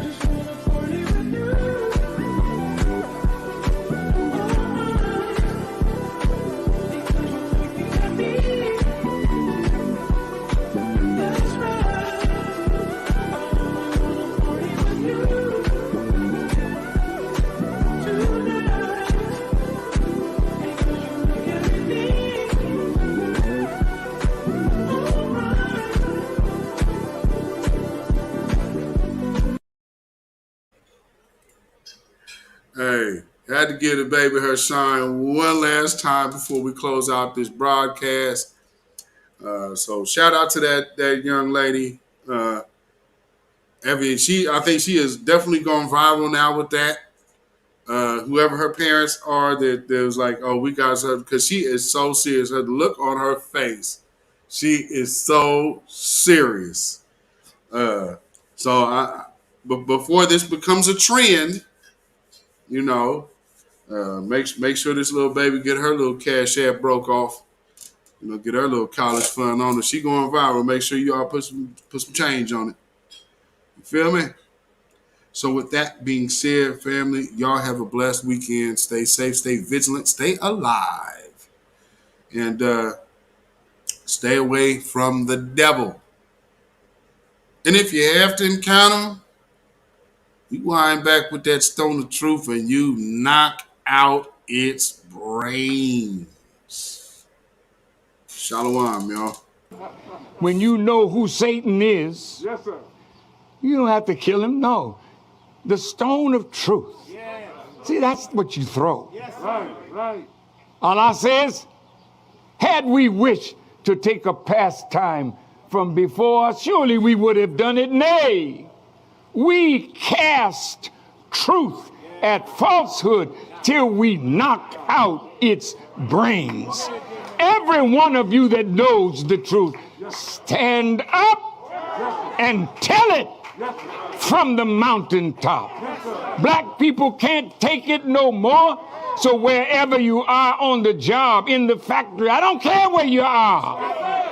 If you know the truth, stand up on the truth and tell Satan, who the hell are you to try and pick my friends? Farrakhan is God's man, and you are from the enemy of God. So to hell with you. Stand up on it like a man.